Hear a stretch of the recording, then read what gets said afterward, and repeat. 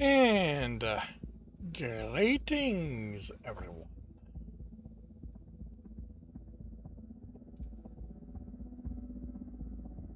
Greetings and welcome to Tuesday. Second day of the work week for those of us who work under that schedule. I hope the week has started well for all of you. I hope you're still energized for the rest of it. Little to say about mine, as usual. Hello, James. Before Kindar, 383 words. The anecdotes of the artistocracy. Congratulations. That's actually incorrect. There we go. Yeah, did the work I needed to do this morning. Still trying to work on the 1860s newspaper layout, trying to recreate that. Trying to make it look real enough so that, and legible enough so that when it's on the website it will work. That's gonna take a while, I think. But yeah.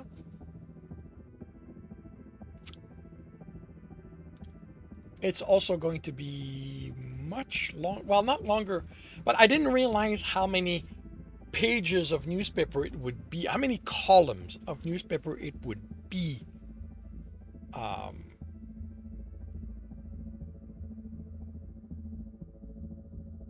Until I did this, because it's nearly 2,000 words. I suspect that it would never make it as a newspaper, like it's not properly written for a newspaper. Of that I have no doubt, but it's still what I'm going for.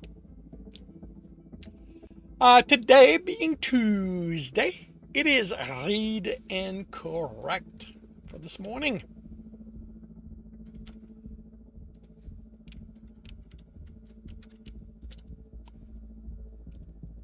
For those who are new to this, these are when I read chapters from my books, from my stories, and correct them as I go. Because you will alert, put your word counts in when you can. Alrighty. Because I am recording this while this is happening, I will be ignoring the chat.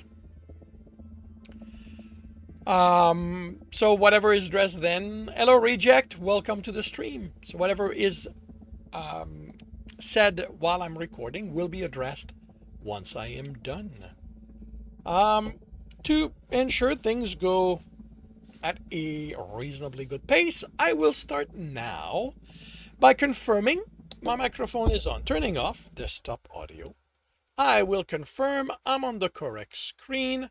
I have the correct image up. I am starting the recording, and I will see you all on the other side. Welcome back to another Reading and Correcting with me, Kindar, the Tiger Writes, and Ty, the Tiger Supervisor. These are where I read a chapter from one of my stories and correct it as I go. If you want to listen to these live, it's every Tuesday morning, 8 a.m. Eastern Time on Twitch and YouTube. And if you are looking to support me, that is on my Patreon. Today, we are doing Chapter 17 of The Technician's Fight. How they'd gotten what they needed to melt the control pad out of the wall was something Gralgaron was going to address once the Earthers were back in their cells. He opened the door the rest of the way and stared at the Earthers struggling in their restraints on the restraints. Well, actually, yeah, this is the hold. Xenia would have access to restraints. Struggling in their restraints on the floor. Oh, actually, no. Adhesives covering their hands and feet stuck them where they were. Away from them, a nude quartermaster was holding a fully dressed and injured Jeremy. Get them back to their cells, he told the Beta and their pack, motioning to the Earthers before joining the pair. What happened? That is a question. Jimmy's face was bloodied again, but there were no breaks that accounted for him being so still. They broke in. The quartermaster said, "Your heart kept two of them busy, brought one down. Long enough." Actually, kept two of them busy.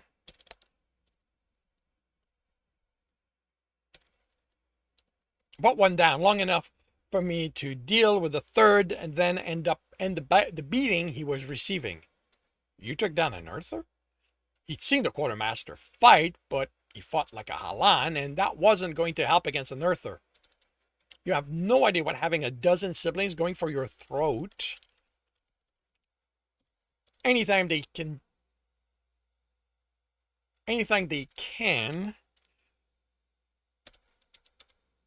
for your throat, anytime they can, teaches you about managing your stamina. And when he grabbed my pants, the seam ripped, leaving me like this. Normally I'd explain to the tailor what I think of the poor quality of his work, but I'm not going to blame him for my namesake's meddling. Gregoron took Jeremy from the mail. What did they do to him? His eyes were open, but vacant. He touched the skull for any unseen breaks, yelled and punched, accused him of killing one of them. Gregoron nodded. Thank you for helping him, Quartermaster. He headed to medical. He sat at an unoccupied desk, waiting for the psychologist to finish with his heart. Medical had cleaned the blood off and sealed the cuts. Then a scan confirmed Jeremy had no internal... Aha. Okay, that I need to adjust. No, actually, no, not here. The concussion is on the previous one. Okay. Then the scan confirmed Jeremy had no internal damage. He began responding while they sealed them, but hadn't answered any questions. Any time he wasn't required to lie still, he curled in on himself. The psychologist had been the next stop. He should have gone to deal with the Earthers now that they were back in their cells, see to how they'd escape, write his report regarding the two they'd fought. He wasn't needed here, and the psychologist would contact him once she was done, tell him what he should do to help Jeremy. But to move any further away felt wrong in a way he had never experienced before. Twice now, Earthers had attempted to take his heart from him. As unhelpful as he knew the urge to be, he wanted to lock Jeremy in their apartment and not allow him out until they delivered the Earthers to the incarceration center. She exited her office and came to him as he stood. How is he? She searched his face, and he wondered what she was trying to find. Wish she'd just ask so he could answer. He killed someone. Yes, one of the Earthers who was part of the group who attempted to kidnap him. Pride, his little warrior, had been able to accomplish that much in the little that much on the little training war on. Okay. Pride, his little warrior, had been accomplished that much with the little training.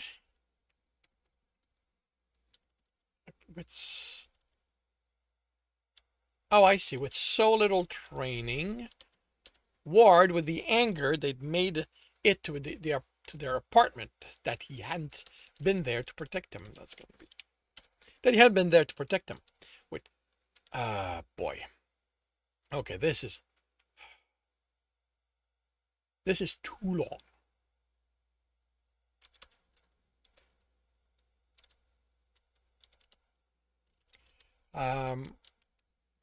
War, oh no, it's not okay, it's not that it's too long. Well, it's going to be long, not on purpose, but it does have a choice. Because this is literally one sentence. Pride, his little warrior, had been able to accomplish that much with so little training. Ward, with the anger they'd made it to their apartment, that he hadn't been there to protect him.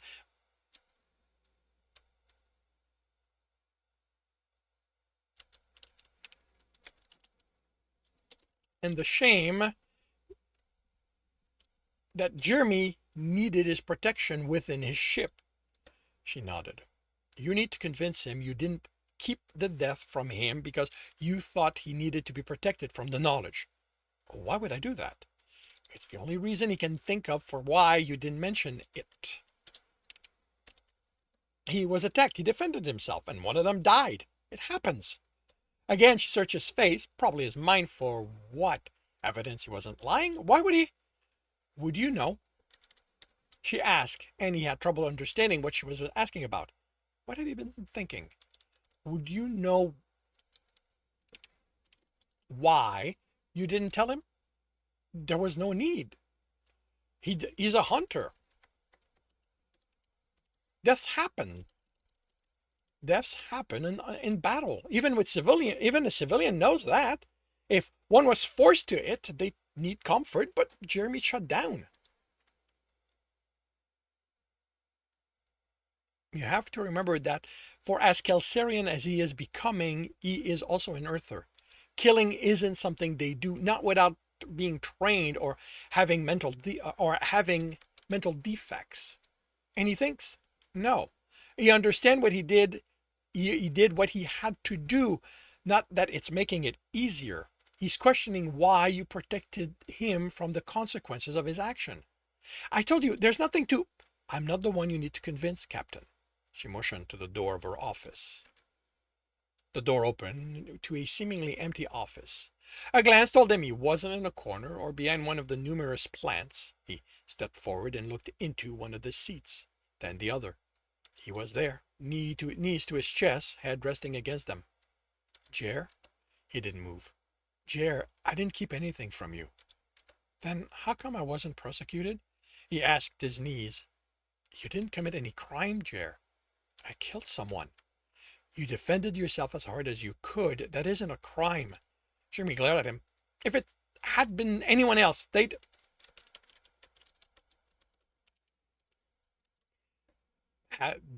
have been rescued, same as you, he interrupted. They would have been brought to medical for care, same as you. Their home would have been cleaned, as ours was, and their loved one would have comforted them, same as I did for you. Then why didn't you tell me what I did? He demanded, tears falling. I didn't know you didn't remember. Really? You didn't think you think it's normal for not to mention I killed a guy? He searched his heart's face since he'd associated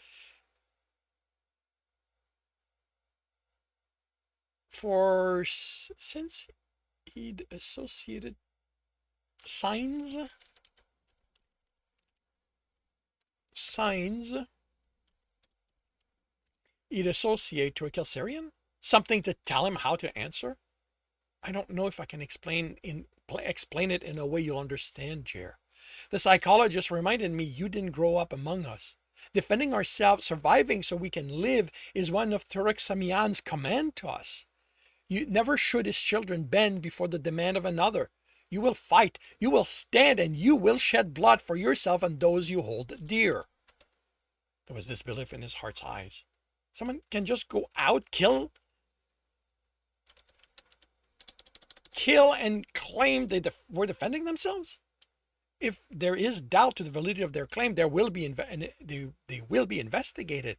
But what happened to you left no doubt as to what happened, even if their program prevented what they did from being recorded. He took his hands. I didn't know to question how you might feel about what you did.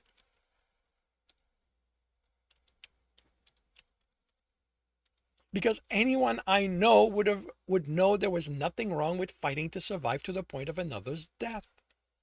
I don't know what... His mouth moved, but no word came out. Do you want to end your hunter training? No. These attacks on me show I can't stop. He looked at his hands, flexed one, and the claws extended. And maybe if I'd been better trained, I would have been able to defend myself without having to kill one of them. He sobered, and Gregoran gently pulled him forward. When his heart came, he held him tightly, wishing he could take his pain away. Let's go home, he whispered, once Jeremy calmed. His heart tense. I can't go back there, not after. All right, we'll get temporarily lodging, and I'll make arrangement for a new apartment. He helped his heart to stand, and they left. He let the water fall over him, wishing he could wash his problem away. The guilt he still felt over what Jeremy had gone through, over not realizing he might not have the same reaction his people would to surviving. The one good thing was that they were finally back in space once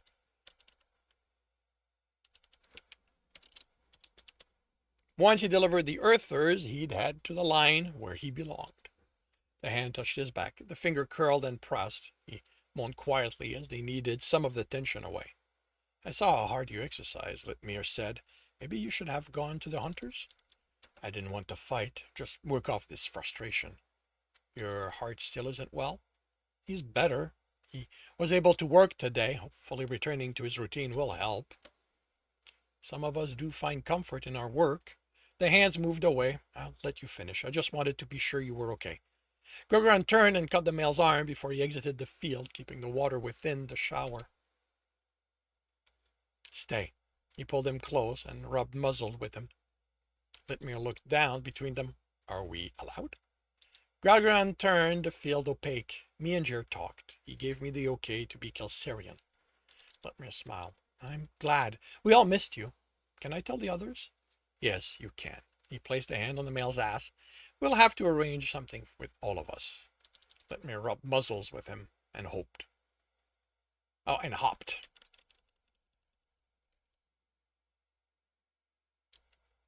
No, yeah, that would be a two-piece. And hopped. Gurgran caught him, and they enjoyed each other. And that concludes chapter 17 of The Technician's Fight. If you are enjoying this, please leave a like. If you want to know when the next chapter will be up, subscribe and hit the bell. If you want to read this story, it is available on Ream Story. And if you want to listen to these live, it's every Tuesday morning, 8 a.m. Eastern Time on Twitch and YouTube. Links are in the notes, and with that, I shall wish you a good day. Alrighty. And how are you doing today, Reject? If you are still there.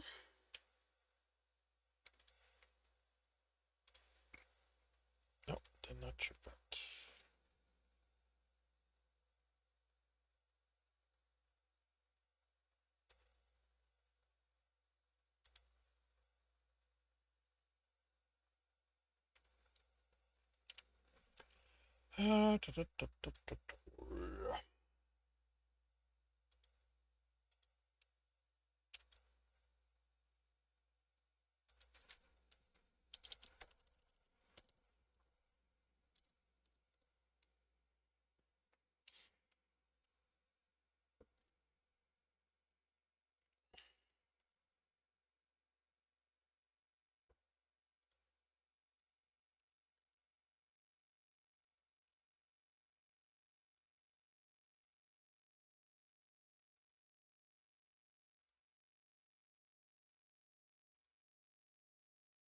Hello, Darth. Lurked in the morning shadow of a Tuesday.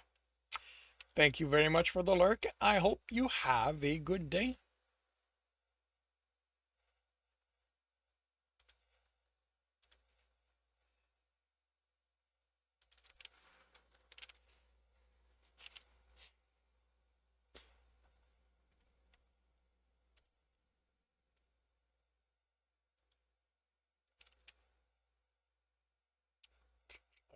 Six is here, so that becomes 20.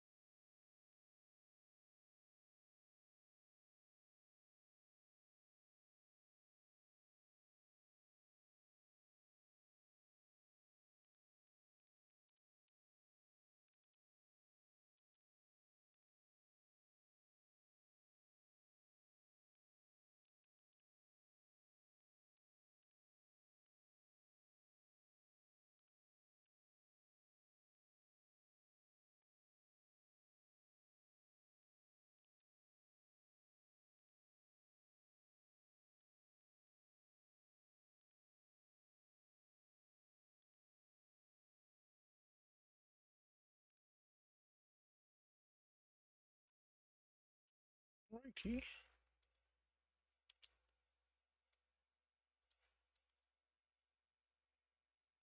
All right. Moving on to the next chapter. Confirming the microphone is on. Forgot to turn on the desktop audio. Confirming I'm on the correct screen. I have the correct image up.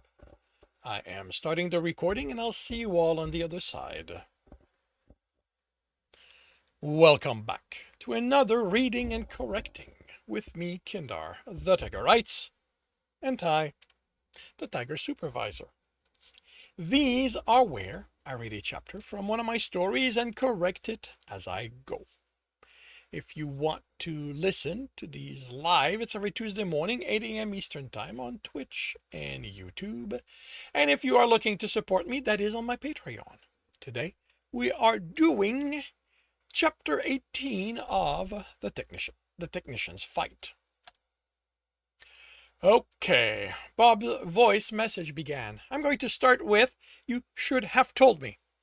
I shouldn't have to find out what happened to you when one of your friends sent me a message. We're the only two Earthers on other species ship, so we need to stay in touch. Whoops.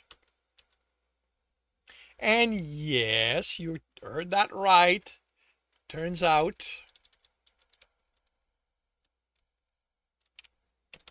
I missed you by 2 days, by the sound of it. I also missed my chance at ending up in a bed with an adjudicator. If I didn't enjoy who I'm with, I'd complain. Oh, if you can avoid it, don't get in a relationship with Garon's, Carciteron to you. The paperwork is killer.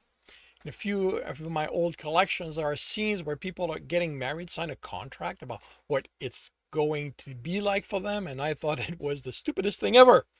I'd happily sign one of those instead of this. But they definitely made me feel welcome once I did, and by they, I mean many of them. The crew on this ship are all in one giant relationship, and it's not boring, let me tell you that. Anyway, this shouldn't all be about me. Message me, Jeremy Bradshaw. Tell me how you are doing. What happened? Come on. Don't put that responsibility on your friends. First off, Bob, it's Jeremy. We're friends. Don't go making my name longer. I'm better. I don't know what my friend told you, but I had to kill someone when they tried to kidnap me again. My head got smashed in pretty hard in the fight, so I didn't remember for a while. Then I had to deal with what I did. Kelsierian are weird. I love mine, but this idea that killing to protect myself isn't just okay, but it's normal, I don't know if I'll ever wrap my head around it. How many reports back on Earth were about people being investigated as part of having hurt someone while defending themselves? Hurt, not killed, hurt. Are Earthers wimps or are Kelsierians savages? Since you didn't bring it up, I'm guessing that wasn't something they told you, but I had sex with another Kelsierian. And before you even comment, keep in mind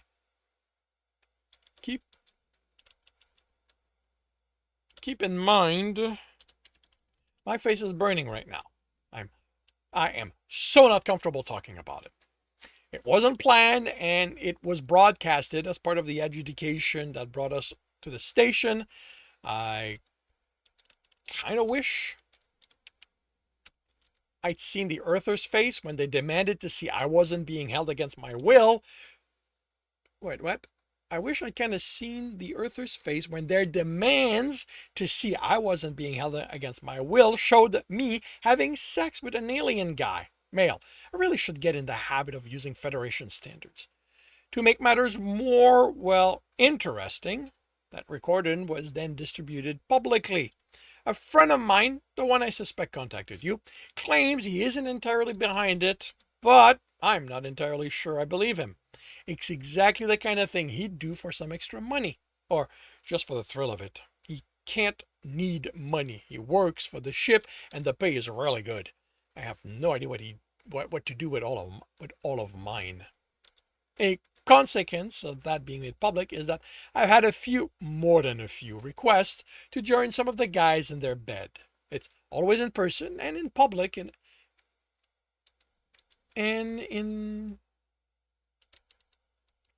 done in public in such a way that I never feel cornered. And when I turn them down, there's no drama. My friends told me how sex is just this thing they do, but it's still odd to me. I haven't had a lot of sexual attempts in my life, but the few I remember of a woman approaching me for sex did not end with her just nodding and moving on when I told her no. And yes, I have turned all of them down. I'm trying, but knowing it's normal for them isn't making it easy for me. I have no idea how you managed it. And I also don't want to be with strangers. I have friends. If I'm going to have sex with someone other than Graal, it's going to be one of them.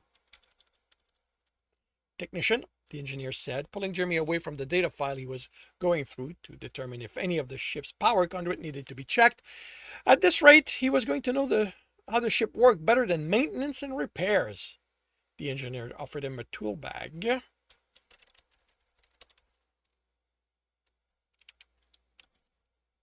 I need you to go into the reactor and check the balancing boards. The readings are fluctuating. There are replacements in the bag. His hand was to the strap when the instruction registered fully, and he stared. Well, the engineer asked, irritated. You're telling me to go work on the reactor? On your reactor? I have work to do here, and this needs to be done. Hey, engineer, you scream at anyone who even looks at it. The engineer rolled his eyes. Then how about you see this as a thrust you have earned, instead of questioning what your engineer tells you to do? Jimmy searched the narrowing eyes for a sign his friend was sick. When the expression turned angry, he grabbed the bag and hurried to do what he'd been assigned. The conversation in engineering stopped when Jeremy undid the cover that would let him access the inside of the reactor. He expected everyone's gaze went from him to the office's window. Someone, he figured Perteros, would message the engineer to report the infraction. He crouched and went in. Standing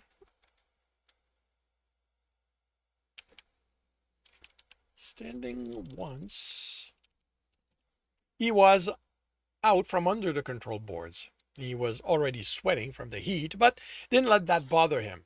He had been given work to do. He put the bag... One of these days, I'm going to write the bleeping word correctly. The bag down, took the scanner, and set to finding the balancer that needed to be changed. The new one was in place and connected, and all that was left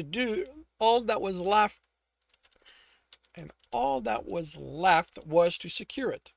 Took a step back, and it caught on the bag. I wrote it properly. He almost fell, catching himself at the last moment on the reactor's internal wall. Horrified, he pulled his hand away, checking it for burns before how hot it had been registered. Or rather, how warm. He moved his hand closer still, then touched it. No more than warm. It grew uncomfortable on his skin, but he didn't think he'd burn himself. He looked up at the antimatter chamber. He'd gotten third-degree burn pulling one out of his reactor. It had been spiraling, but it would have still happened under normal operations. He had to shut it down to do maintenance. And here he was inside the equivalent space of a Kelsarian reactor, and he was only sweating. He laughed. The bastard had cracked heat control, and all it required was making a giant version. He kept chuckling as he gathered the tools he'd spilled.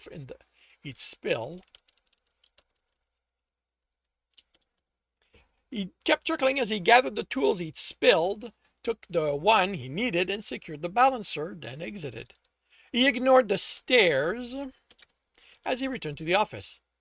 I finally get it, he announced as the door closed, fully aware he was breaking protocol and not caring.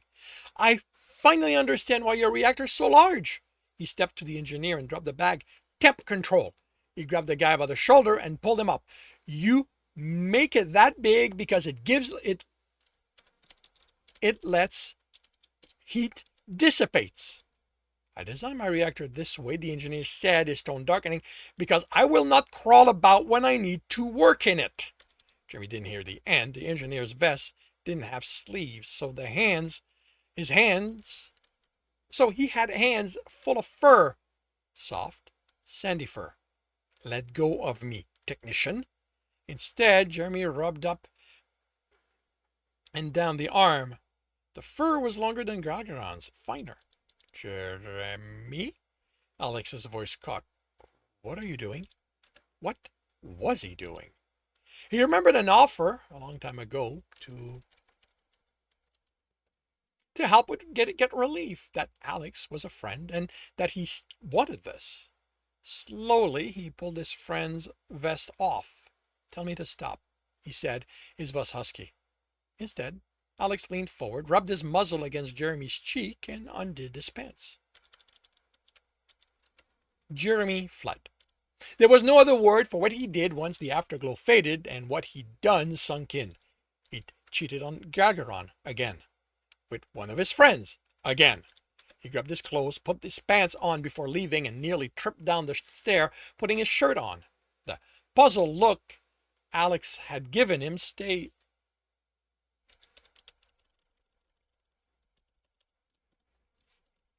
Alex's puzzled look stayed with him. There was only one thing he could do now. Go confess his crime. The bridge was large, which didn't surprise him. Everything Kelsarian was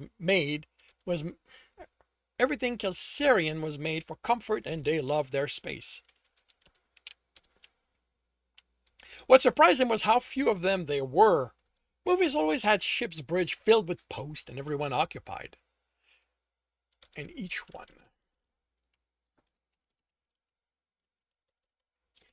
one occupied. He counted 8 positions, only 4 of them occupied.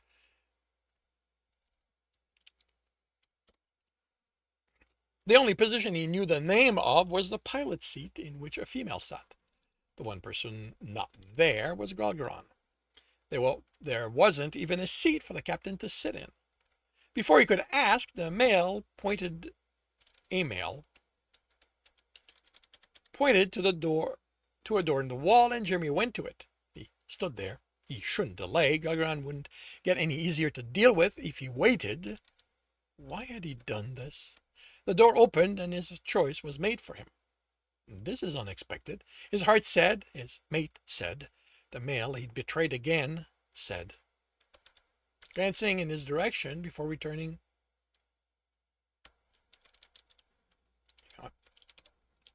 this is too far.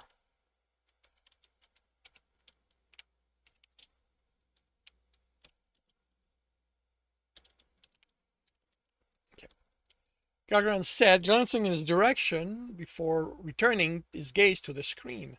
His mate said. The male he'd betrayed again said. Jeremy forced himself to move and to not wince when the door closed on his coming imprisonment. He made it to the seat, but could only sit on the edge of it, waiting to be told to speak. Gargaron's eyes scanned lines of text, circled some with a claw, poked it, and sent it off screen. He wasn't going to order him. He was probably too busy to deal with this anyway. He should let him work.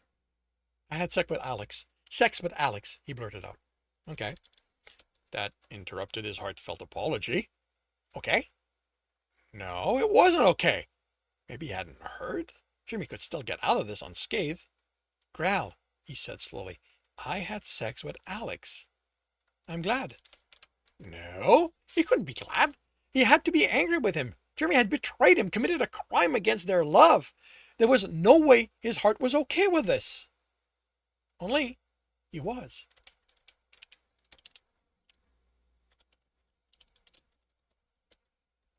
You're actually okay with it, he whispered, having no idea what to do with that revelation.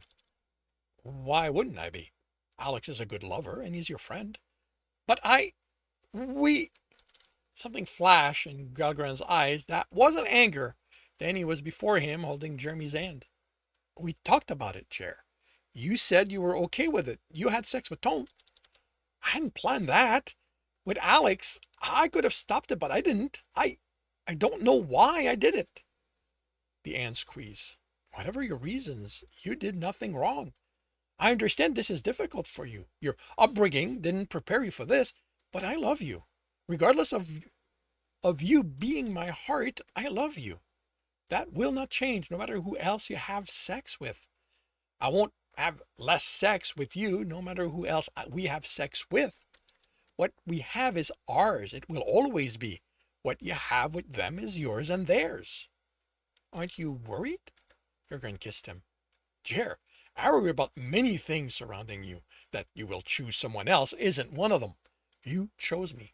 You decided to be with me even if you don't believe I am your heart. I do. I don't get it, but I do. Then I have nothing to worry about. If you want to have sex with someone else, that's between you and them. Jeremy chuckled nervously. I have no idea what to do with that. Gagran kissed him again. Do what you feel comfortable doing. Jeremy nodded. Is the crisis averted? Yes. Then you should probably go back to work. We're in the middle of the shift. He's going to kill me. He hasn't killed me yet, and the sense I get is that he likes you more than me these days. You're safe.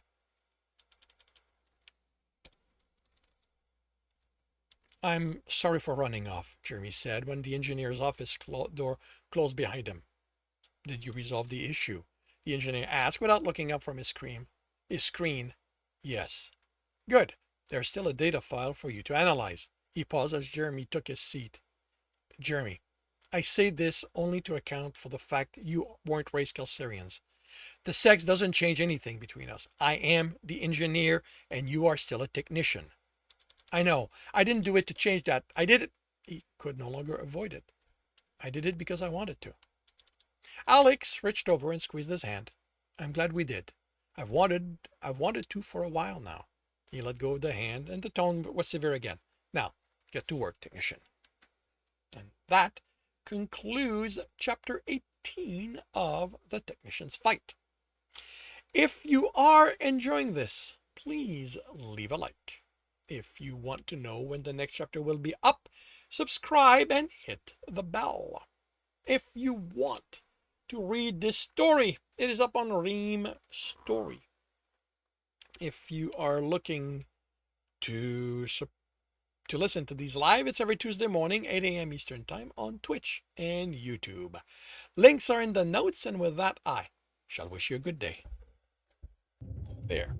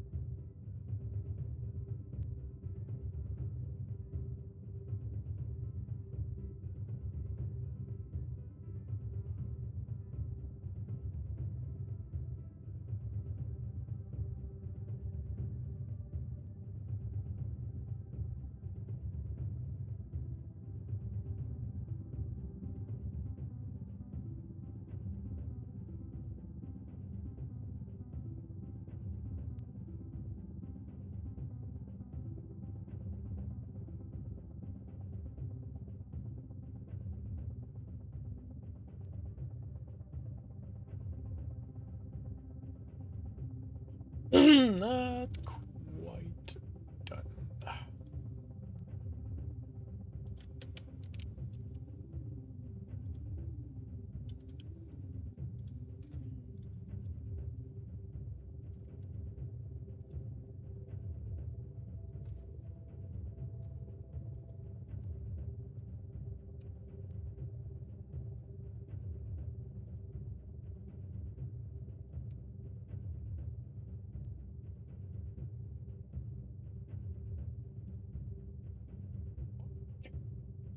Chapter.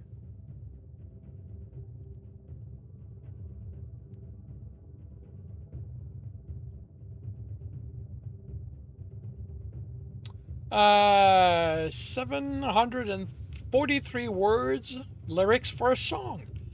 Congratulations, Darth. You are pulling out a lot of those recently.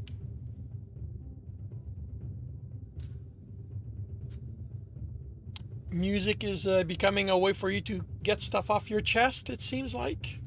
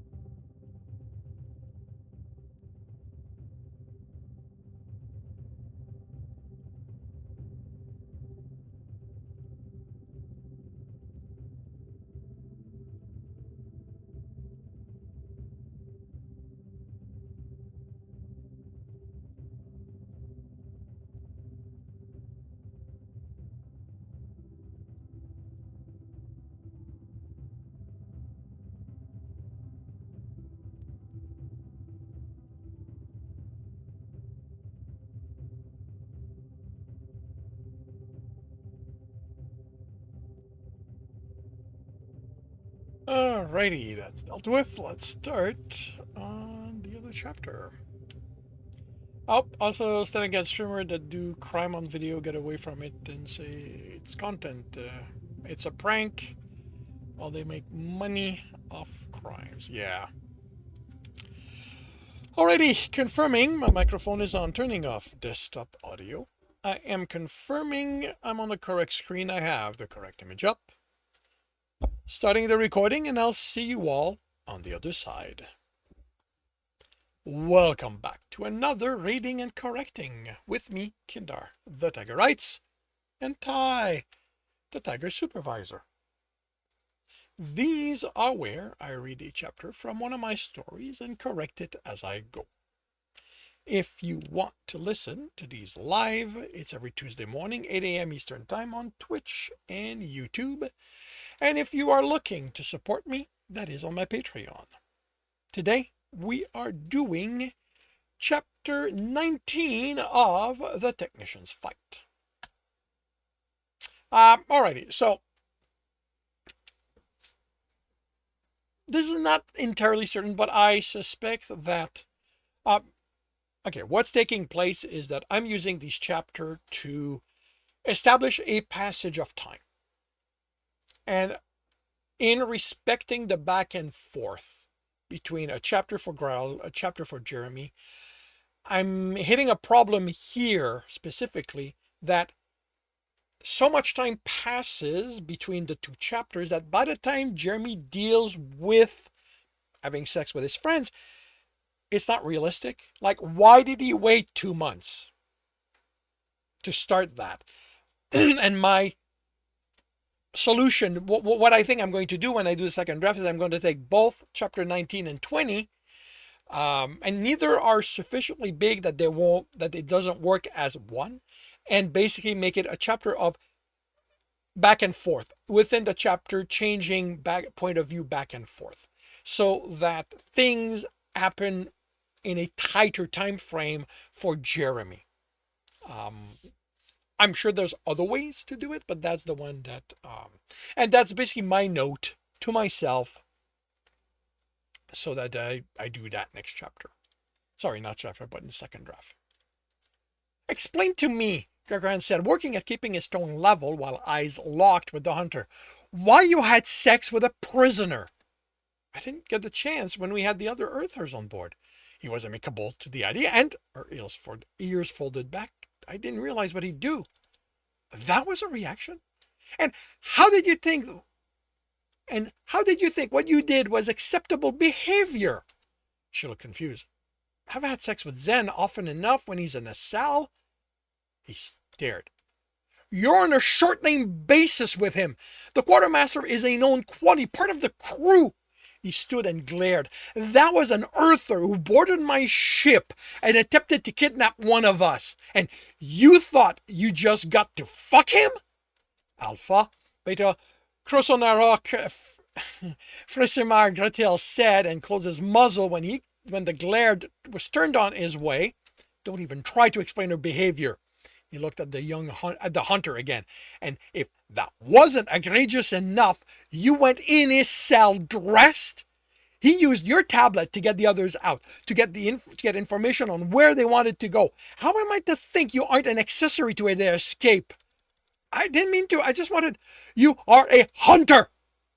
What you want comes well after what the gods want of you. What your alpha demands of you. You and your pack guards prisoner.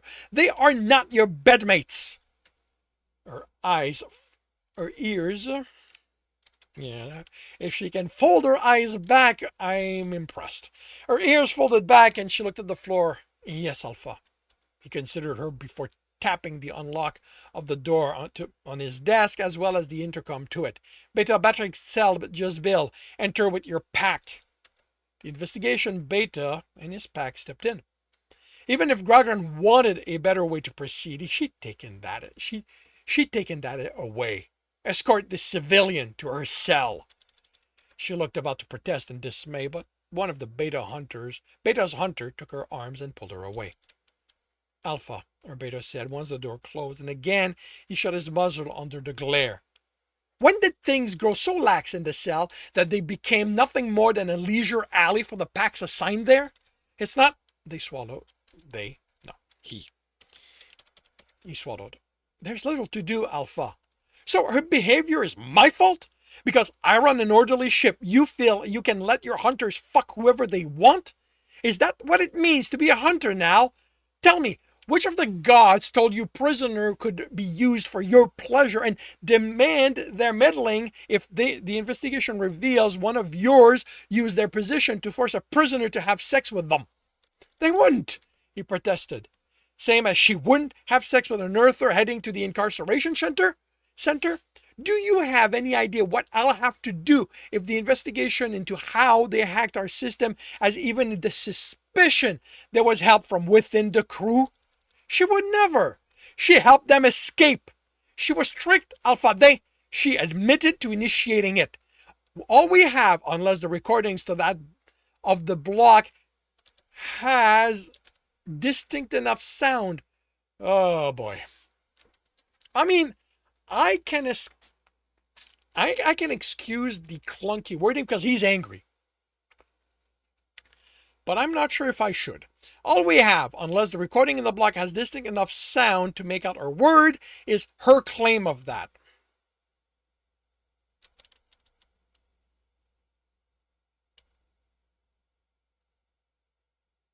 All we have, unless the recording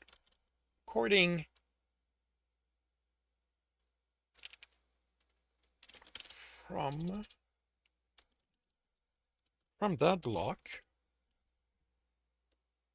is distinct enough. Whoops. If he's angry, he's not going to go all over. Is distinct enough to make out her words is her claim of that. The cells are listened to in case they reveal something while talking among themselves. That was turned off. Care to guess by who? The beta's eyes widened as his ears vanished under his thick head fur. Yeah, you have to wonder why she did that. She just didn't want to... Horror filled his gaze.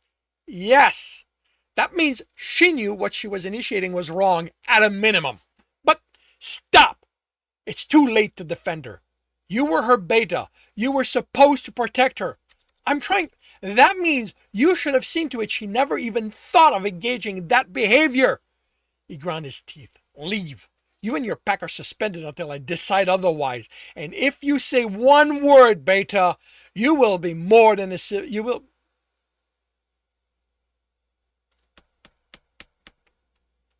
You will be more than a civilian until then. You are going to be her cellmate. The male closed his mouth and, shoulder slumped, left his office. Fuck! He dropped in his seat and let himself fall back until the side blocked most of his view. Was he at fault here? The beta was young, but he had... The beta was young, but he had graduated from training with honors, had distinguished himself on the line multiple times before applying to join a ship. None of the betas he'd served under, until becoming one himself, had reported behavior that hinted to this kind of lack. Could the fact he ran an orderly ship had caused this? Did the 3 other packs who looked over the cells also do this? He needed to rework how things were done there. Maybe... He pushed himself out of the seat. He wanted to hit something, someone. He should head to the Hunters section and get in some training, but he wasn't in a state to be among others, even the crew. They might understand what that was like. He had a bad day, but he would not force them to confront it, which meant he needed to bring the training to him. His office wasn't a great place for it, but it beat stewing in his anger. He tapped the top of the desk to bring Brell's calm and had a different idea. What he really needed was to burn off this energy. He needed someone who would outlast him. He knew exactly who. He contacted the engineer. The chime told him he'd arrived, and Gagarin stood opening the door. Jeremy entered, looking confused. You needed to see me, Captain. He'd been clear when he'd asked Alex if he could spare Jeremy for a few hours. His captain had business with him. His friend would know what that business was, but he wouldn't hint of it. Considering Alex's usual tone when speaking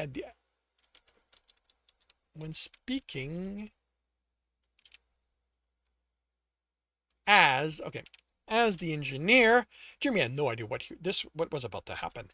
Yes. Gagarin walked to his heart and slowly reached by him to lock the door. What are you doing? Jeremy asked, the confusion not diminishing. Gagarin grinned. I'm about to abuse my rank. He pulled his mate to him. I'm about to fuck you until I can't breathe, and then you are going to fuck me until I can't think. It's the middle of... Gagarin bared his teeth. Maybe you didn't hear me, technician. I don't care what the rules are. If you don't do what I tell you, I'm going to space you. Jimmy narrowed his eyes. We are going to talk about what happened to put you in this mood, he undid his pants, after we fucked. Do you think she's really in league with them? His heart asked while Gagarin panted. Did he really expect him to think after Jeremy had done exactly what he told him to? No, but that's not going to matter if the investigation doesn't conclusively show the hack only took advantage of us hacking them first. If there's a hint of internal assistance, She's the only suspect. And because she deactivated the recording feed for that specific cell, I have no record of what they said. How about a mentalist? I'm sure Leia would be willing to help you. As strong as she is, I won't be able to trust what she finds. We receive training to withstand interrogations. It also makes us more adept at keeping mentalists out of our head. She has one of the best scores in mental resistance in recent year. But isn't it in her favor to cooperate? Especially if she's going to have the psychologist see what she wants her to. You can do that? Some can, as the experiment have linked it to a strong resistance. I need 2 more, as strong as she is, to have a chance of getting something I could trust. There are no other mentalists on the ship? None of her strength, or even close to it. It would be noted in their civilian file, and even if they're civilians, I would have been notified. You know what? Oh, citizen files. Yeah, I'm keeping that. Because the thing I'm implying here is that every citizen has a file. So it's not linked to the mentalist. It's the fact that they're civilians. I'm sorry you've been put in this situation. Thank you. You licked Jeremy's cheek. And thank you for going along with this.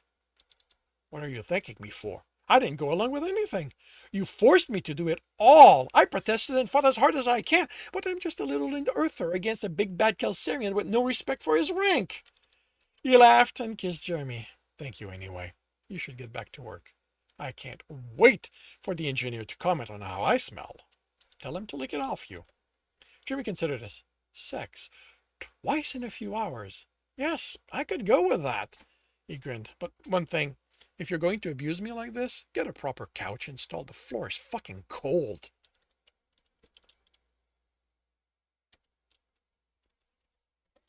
It took 2 days, but Gagarin was happy with the new procedures he and the 8 betas he'd selected to take over the cell's duty had come up with. Doubling the personnel meant halving how long each hunter worked, which would lower the chances they'd give into boredom. The rest of the time would be divided between various training, from how to deal with escaping prisoners to their proper treatment to straight-up combat training. He was giving the betas latitude to make changes as required as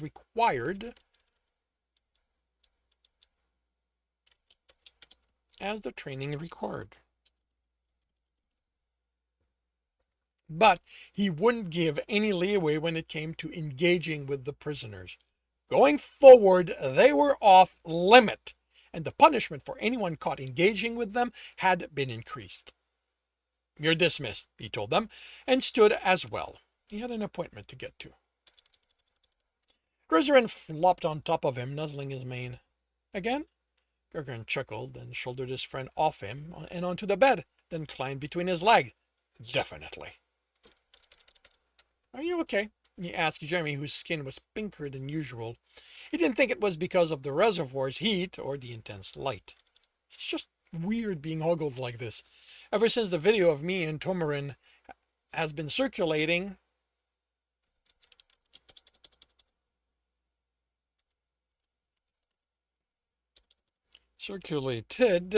people are looking at me like I'm on the menu. Having them look at me while I'm naked isn't making it seem more normal. Has anyone harassed you? No, those I've turned down have been understanding. It's just this entire situation. It's been a month now. You'd think people would get used to it. Gagarin nuzzled his heart's neck. Take it from someone lucky enough to ogle you for more than a year now. We never get enough of you. You realize you're going to make me inappropriate for being in public. Gagarin nibbled, and Jeremy moaned. A place that allows you to be naked also allows for your body to have a natural reaction to that nakedness. He nuzzled the ear and whispered, and it's good to show them what they could have if they became your friend. The elbow in his side didn't have the effect Jeremy had to expect, so he stepped away with a chuckle. You are being presumptuous with who I'll have sex with, considering how few of them I am having sex with. Still uncomfortable with him outranking you?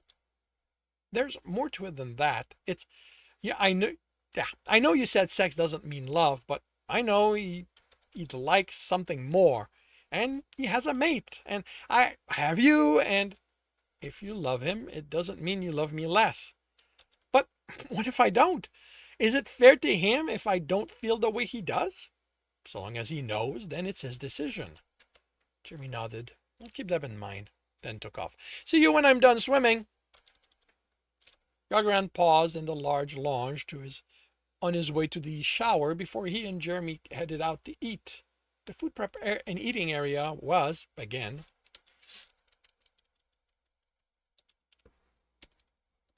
bare of his heart's usual cooking tools. Unlike their previous apartment, an island counter separated the food prep from the eating area. He'd thought it was a good addition, considering how often Jeremy's cooking experiments spread over the table. Jeremy hadn't cooked anything since they moved in. He paused by Jeremy's workroom. As usual, the door was open, and he was over at his drafting table. One of the six printer was working on something. Two others had parts for him. He'd wanted to give him a larger one so he wouldn't have to borrow repairs, but that would have required redesigning the apartment to account for how large it was. Hopefully, if they change apartment again, it would come with enough warning he could have the needed modification done first. Jer, he greeted him when his heart raised his head. I'm grabbing a shower, then we can go eat. I'll join you. A few taps on the table, and Jeremy was by him. I could do it working up an appetite. He decided not to mention the unused food prep area. There was someone else he could make aware of it, and she would be better placed to help his heart if this was something he needed to overcome. And that concludes chapter 19 of The Technician's Fight. If you are enjoying this, please leave a like. If you want to know when the next chapter will be up, subscribe and hit the bell. If you want to read this story, it's up on Ream Story. And if you want to listen to these live, it's every Tuesday morning, 8 a.m. Eastern Time on Twitch and YouTube. Links are in the notes, and with that, I shall wish you a good day.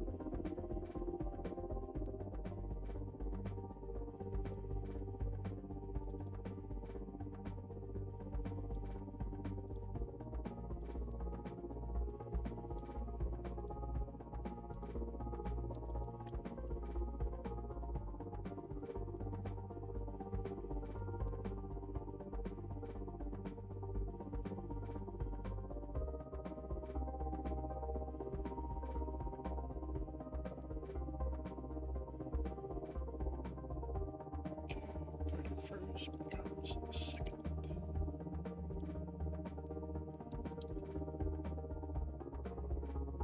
Oh, well, no. Actually, yes. Well, I'll change it over there.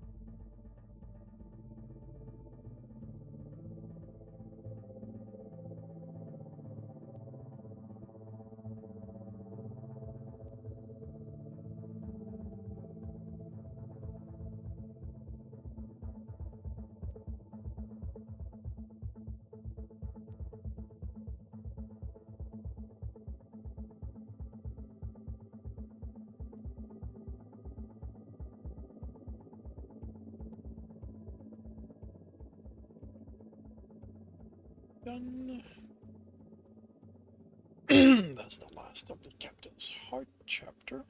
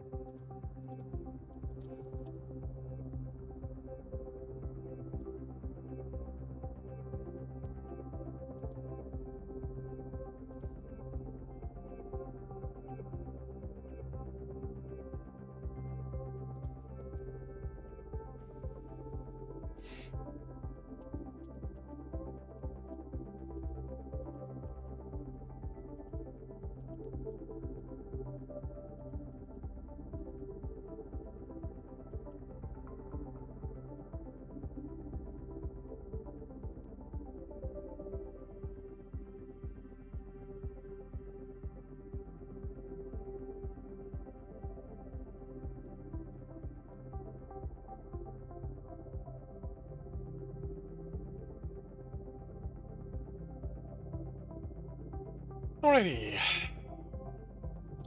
I'm still gonna start another chapter by confirming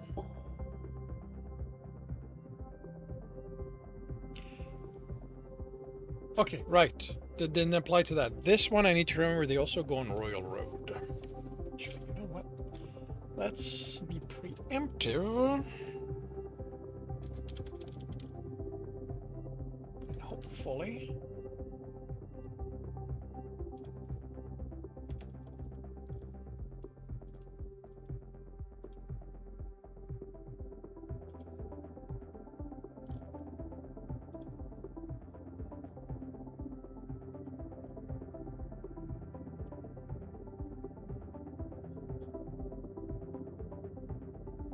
this will act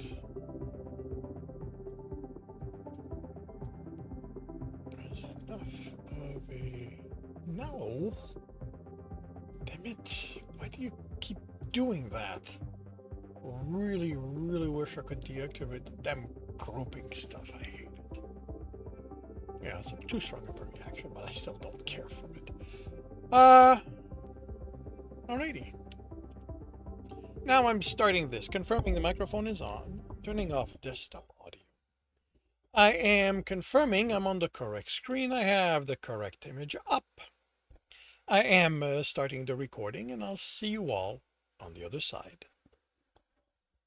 Welcome back to another reading and correcting with me, Kindar, the Tiger Writes, and Ty, the Tiger Supervisor.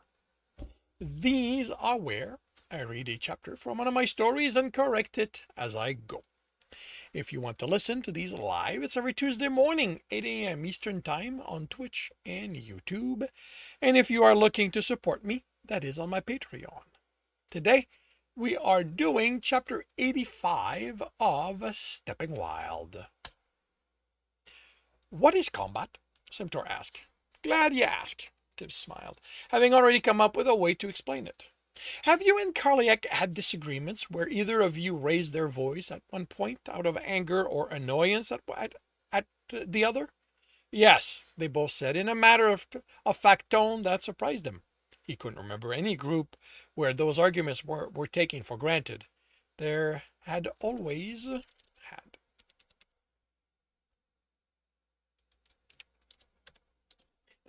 been an element of downplaying them. Comeback is like that with like with one of them. Wait, what? Comeback is like if one of them gets so bad it turns physical and one of you hits the other. Hits the other how? The dungeon asked. With your hand, of course. He trailed off, looking at his hands. At his hand.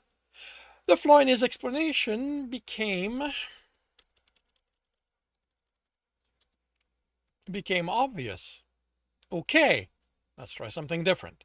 You said that you sensed a lynx chasing a hopper. Did you sense when it caught it? No.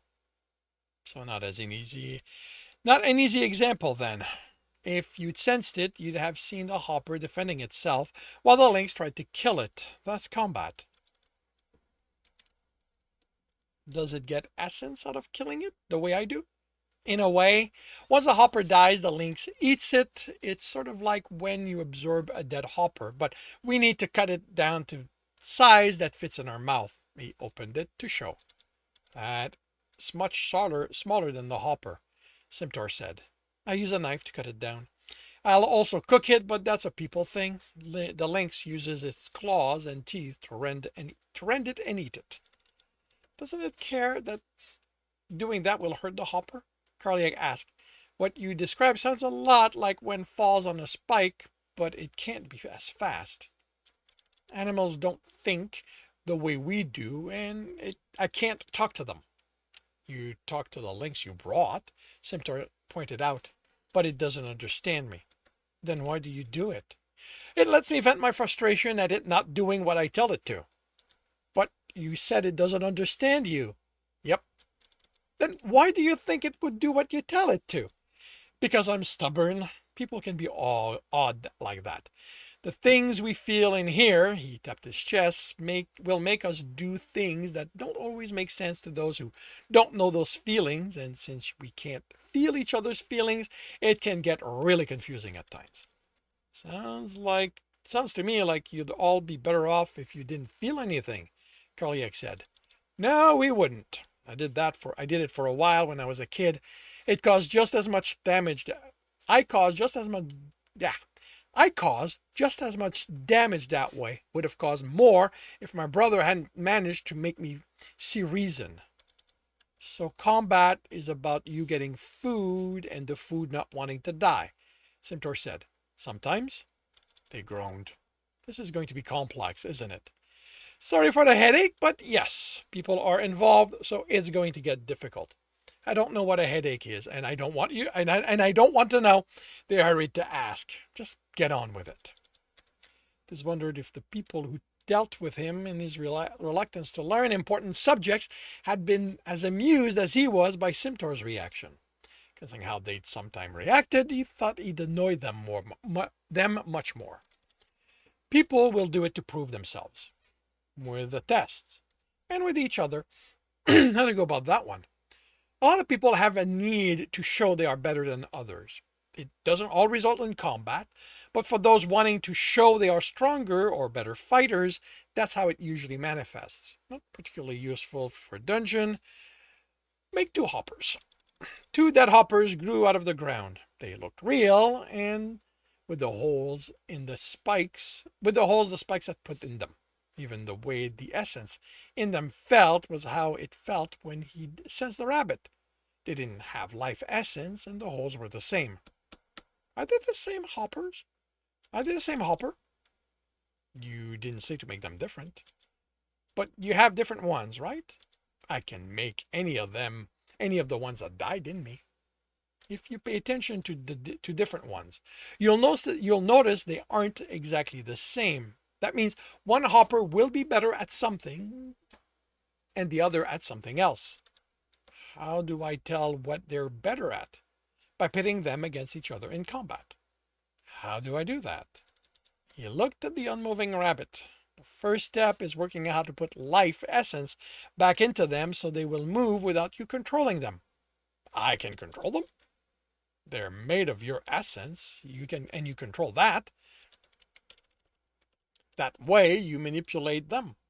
But that doesn't help with this problem. You need an example you can follow along. He looked around, considered his option. The lynx was still out there if Karliak closed the walls with it and a rabbit, they'd have to fight.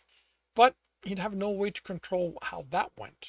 He sensed for where the lynx was and had to extend his sense further than expected. Maybe the lynx didn't want Tibbs to find it again. It was out of luck, but the larger animal he sensed would serve his purpose better. How well do you remember what happens within your influence? I don't forget anything, they replied snidely. But something will be harder to find when Karliak has a lot of them, Simtor added. Okay, then this should work. I need you to turn your influence into a clearing. I'll enter it with a bear and... What's a bear?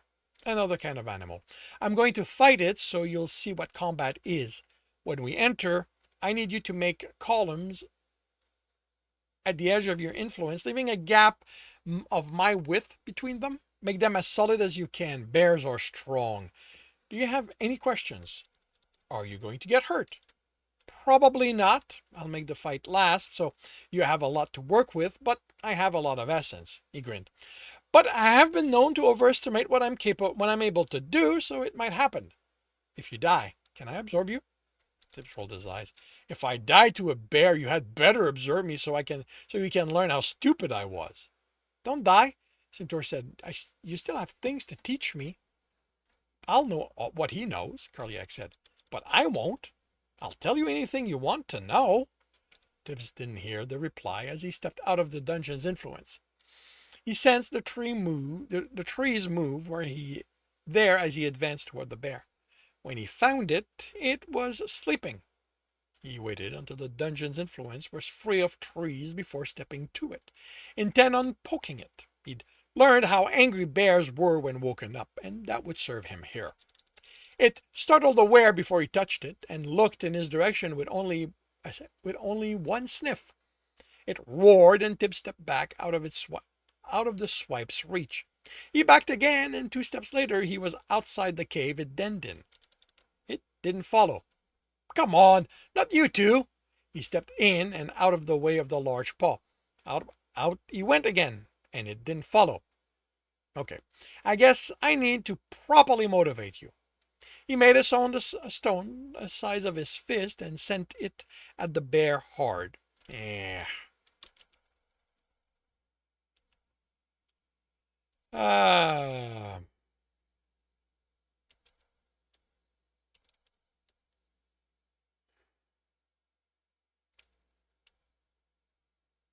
He made the stone, and you know what? And threw.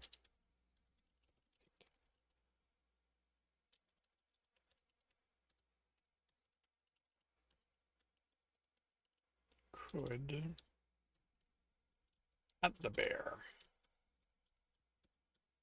It roared and charged in his direction.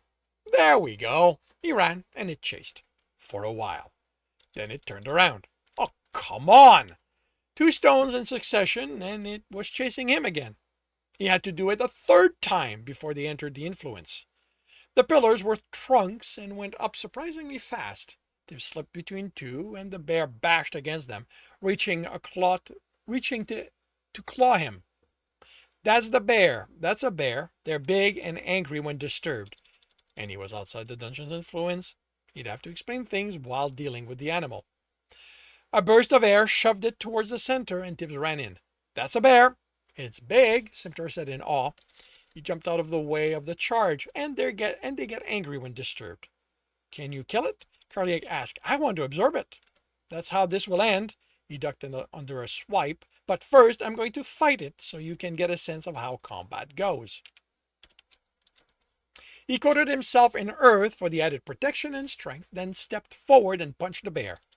It wants to eat you, and you don't want it to do that, Centaur stated. At this point, it's probably angry enough not to be thinking about that.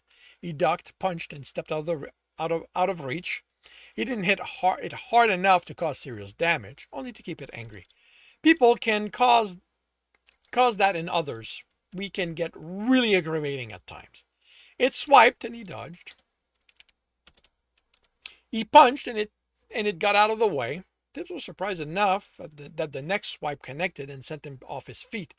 Are you hurt? Karliak asked. No, and if I was, I'd be able to heal with purity or fever. It doesn't seem particularly good at this, Centaur said. It's not used to fighting someone who can think, but as you saw, it can learn. This isn't so you'll fight the way it does, Karliak. It's so you can see what a fight is like. He moved with the bear, prodding it when it took too long to attack. Animals fight to survive, kill to eat, fight to survive. Kill to eat, fight to escape.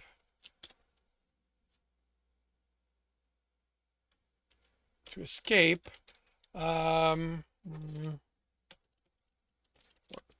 escape, or to chase. rivals out of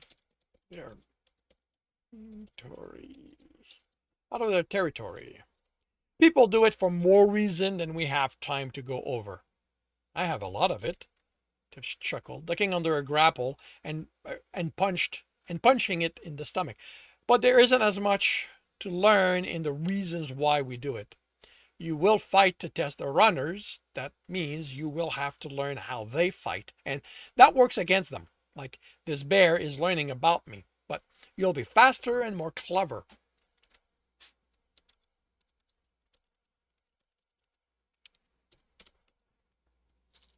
And you'll be faster and more clever. There's no way I lose against it, but there's always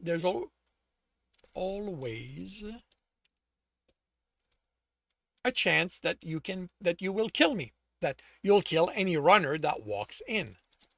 But I can't kill all of them, Cahusac said. There's a balance to maintain.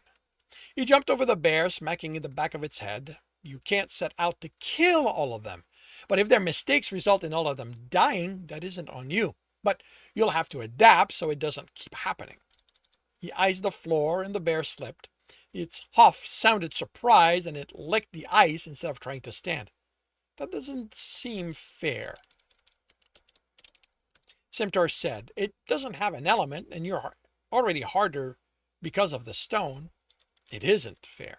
Rogues never fight fair. He threw a stone at it, and its roar sounded more annoyed than angry. Come on, you know this isn't over. Just come at me. You don't sound frustrated, Cahusac said, and Tibbs didn't immediately understand why. I guess I don't always do it to vent frustration. The next stone he threw harder. I spent a lot of time traveling alone, and the animals are sometimes the only thing I have to talk to. But they don't talk back, Simtor said, and Tibbs shrugged. He added essence to the throw, and the bear lumbered to its feet, its claws digging into the ice. Any runner can surprise you. They'll try something you think isn't smart and manage to make it work. You'll try something you feel is extremely clever, and they'll bypass it in a way that never occurred to you. He chuckled, dodging a slow swipe. Stowe made this corridor to test me, and you said corridors were our safe space. He caught the paw and pulled the bear off balance. It was getting tired. It was actually a room, but he made it look like a corridor. There had been a section that was safe, and we'd learned enough to expect something when the corridor just kept going. His third floor was almost all a set of rooms and corridors that looked the same, making it hard to tell when we'd be safe and when we needed to stay on our guards. And it had walls that closed and opened up, changing the route so we could take to the boss room. Followed the bear as it backed away. But that corridor was to test me. It was a series of triggers with narrow paths between them he wanted me to traverse. Breaking the triggers caused spears to burst out of multiple places, because one of the rules is that the entire team has to be able to pass a test. Stowe put a button at the end that deactivated the triggers. Once I was there, I could let my team through. Even before going in, I could tell I'd have a difficult time making it, but before I even tried, our archers deactivated the trap with an arrow. They could do that? The bear was trying to escape. Yeah, we can. Stowe had been so focused on making it for me, he didn't consider how the others on my team could handle it. We had a bunch of runs after that where he kept making changes to the triggers to force me to go through the maze of triggers. To get me to go through the maze. Only for someone on my team to come up with a way to deactivate it. It doesn't seem to want to fight anymore. Yeah, if it was a people, it would tell me that. If the fight was because of an argument, they'd say they're sorry, and this would mean I'm right. And unless I'm vengeful, the fight would end. We'd go our separate ways. Are you vengeful? Cahusac asked. I can be. People aren't only one thing. I don't like it when I get like that, but if I'm sufficiently angry, hurting those who cause me to be like that can become more important than ending the problem. I have caused a lot of damage to people who had nothing to do with the fight when I was like that. What happens now, since it's not people? If it was just me and it in the wild, I'd let it run off. It's much bigger than I need, so I'd look for something smaller to eat. I've never bothered bears on purpose. Usually they're the one bothering me. And because of me? I said this would end with it dead. He took hold of the fever essence in its neck, surrounding the channel that went from the head down to its tail. In people, that channel ended above their ass. As far as he could sense, every other channel in people and animals connected to that one. The fever wasn't one cylinder around that channel, but bundles, the bones that made the spine. Something about keeping people flexible, according to the books. There were a lot that didn't quite work about that. There was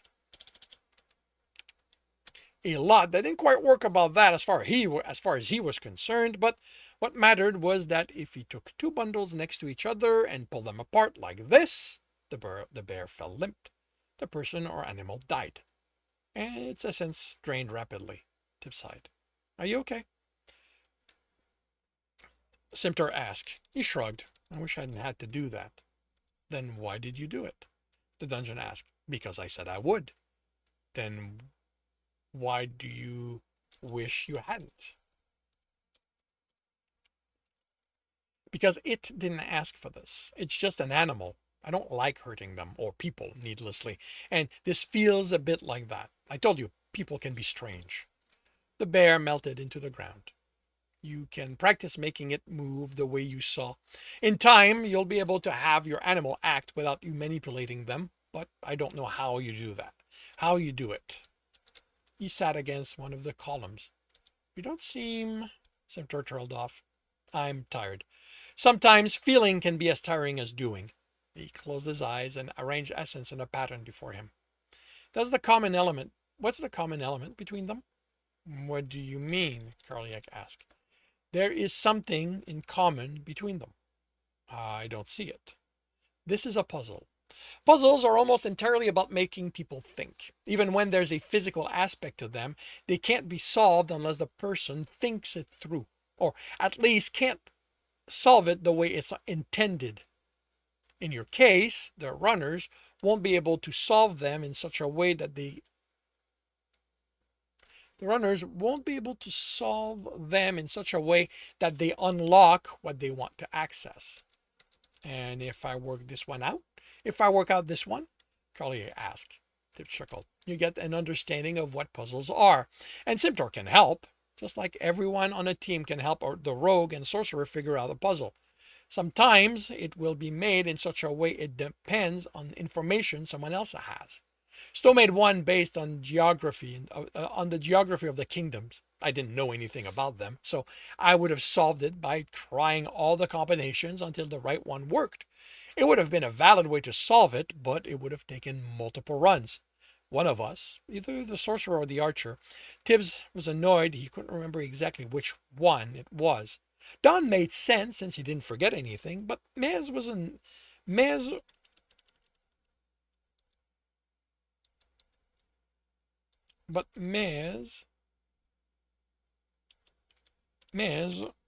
as a noble, had knowledge about a lot of kingdoms, and that way it was solved faster, and I got to learn how my town was marked. Is that important? I think I have it, Simtor said. Let Tibbs answer me first, Kaliak said. It was important to me. Craggle Rock was the first place that was a home for me. I'd fought for it a few times already. I thought I'd be there for all my life. Wanted to be there all my life. It hurt to leave. Did he answer you? Simtor asked tentatively, and Tibbs chuckled. That's all the answer I will give. Then this symbol is in all this is made with fire essence. That first one is called Jir. The one you're making is Ankh. It's water essence. They made another symbol. That's Ka. It's earth essence. Yes, and that tells me you got it. There's a second level to it, but you won't get it since you don't know the Arcanus, and it's not as effective since I don't have all the elements. What's the second level? They ask. The essence I made the symbol with is the one that represents the next symbol, and is represented by fire, ka, water, bor, earth, and so on.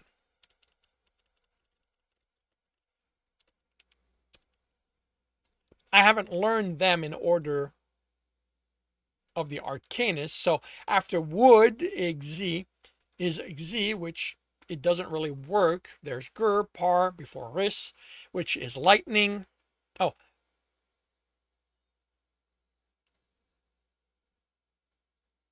then all, which is fever. I don't have crystals, but I have metal, which is Ike, and none of the others. It's a puzzle for sorcerers I read about in a book.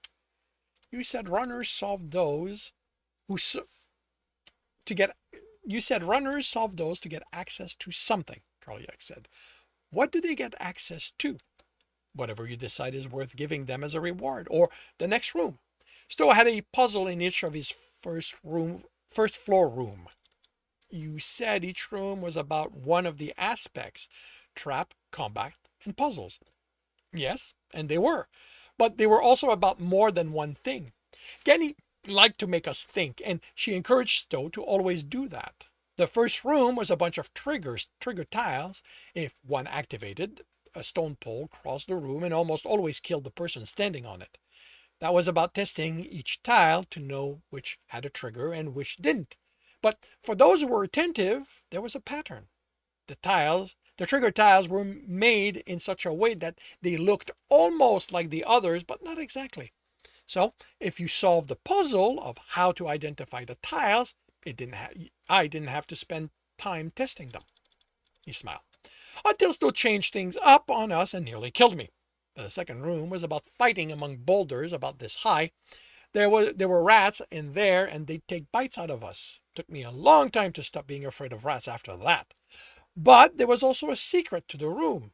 Certain boulders could be twisted, unlocking a hidden container with the key that unlocked the hidden door in the next room, the one that led to the boss fight. That room forced us to first realize there was a door to find, and then find it, then work out how to unlock it. I had water then, so I made picks to unlock it. Another team found the key and told us about it. Made it easier. And I'm supposed to do all that? Karliak asked in dismay. No, that's how Stowe went about doing it. And Stowe had times before the runners arrived to try things. You'll also have time, and by then you'll have worked out how you want to do it. As I said, your first floor should first teach the runners what to expect going forward while testing them. So, at least one room for combat, one for puzzles, and one for traps. And we can mix them, Simtor said. So long as it doesn't make it too hard, traps and combats is a dangerous combination on the first floor. I can understand that, Karliak said, musing. You weren't really paying attention where you were stepping while fighting the bear. If there had been a drop tile there, you could have fallen at any time. Or the bear. But on the later floor, once the runners are used to the basics of how you do things, then adding different elements makes things more challenging. They can be about making them more complicated, or like the puzzle I showed you and those Stowe used, about a second level that, if the runner works it out, makes things easier or lets them bypass a dangerous room entirely. How would we use a puzzle to unlock a room? Simtor asked. What you showed us doesn't seem like it does anything. It doesn't. That's an example of a puzzle that's entirely about thinking. But you could take that and make it into something for runners. For example, you could have a door with places to put tiles in them. Then you have tiles in the room they can gather, each with a symbol on it, like the Arcanist, and they need to place them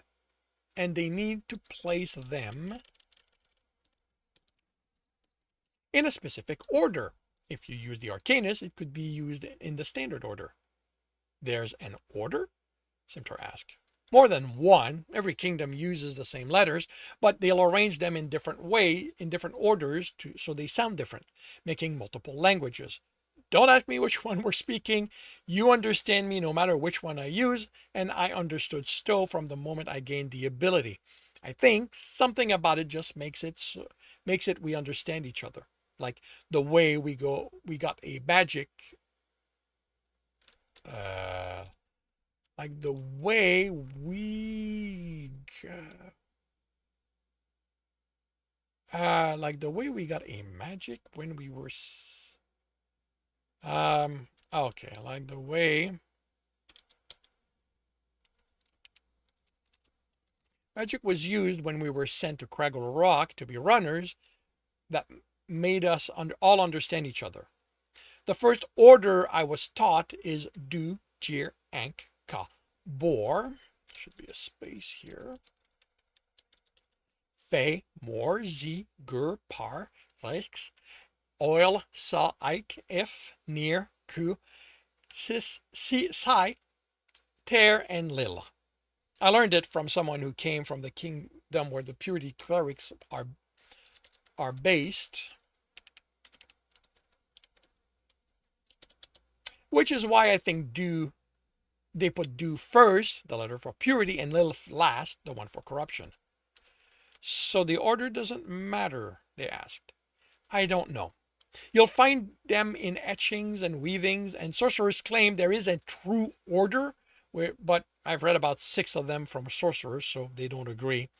He chuckled. Scholars love arguing over who is right almost as much as figuring out how they think things work.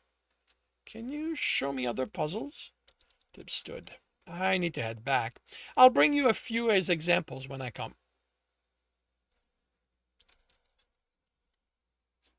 When I return. Tib stood. I need to head back. I'll bring a few as example when I return. And that concludes chapter 85 of Stepping Wild. If you are enjoying this, please leave a like. If you want to know when the next chapter will be up, subscribe and hit the bell.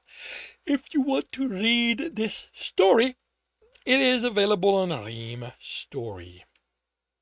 If you want to listen to these live, it's every Tuesday morning, 8 a.m. Eastern Time, on Twitch and YouTube.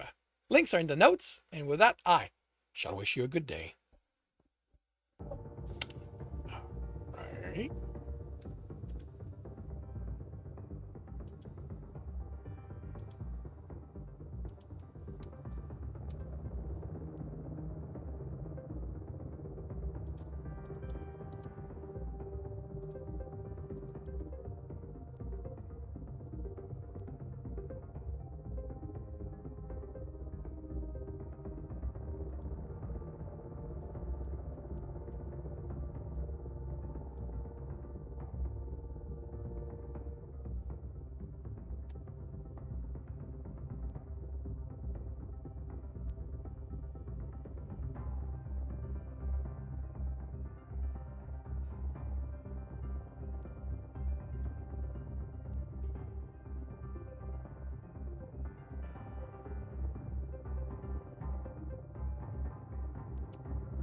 The 25th.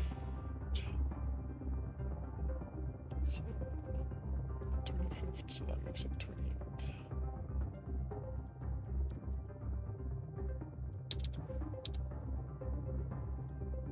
Alright, I'll be right back.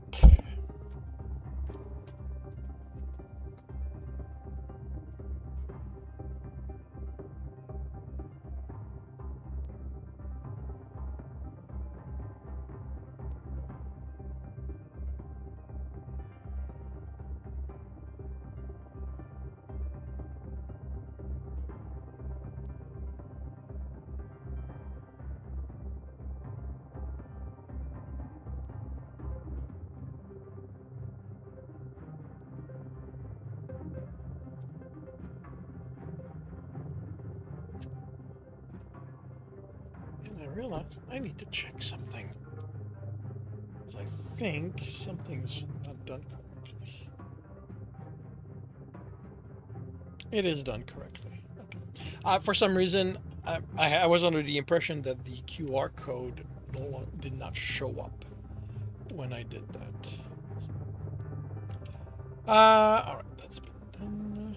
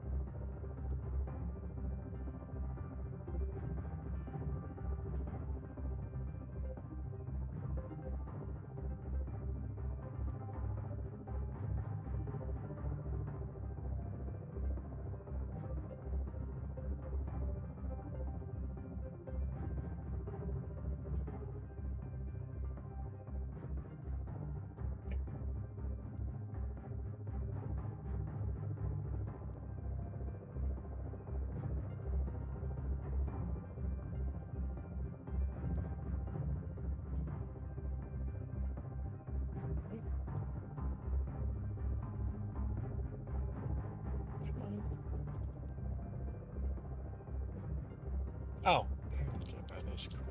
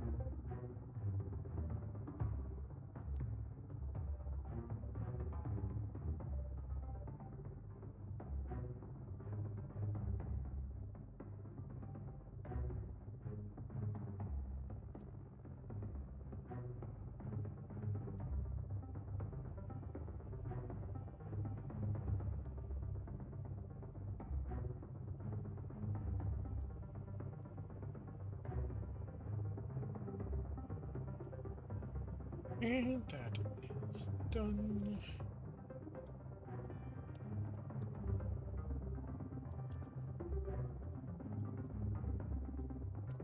I will drink.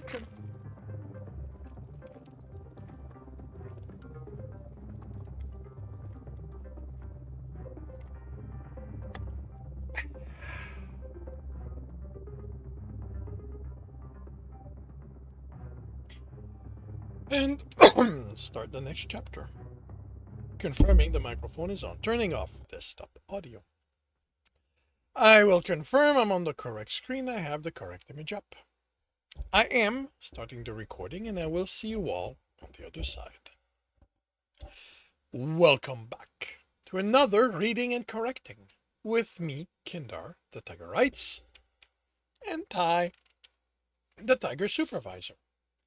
These are where I read a chapter from one of my stories and correct it as I go.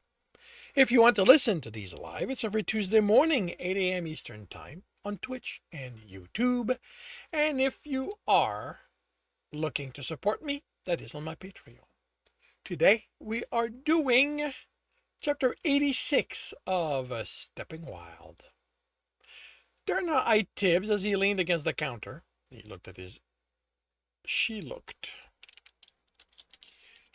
his usual table, then him again.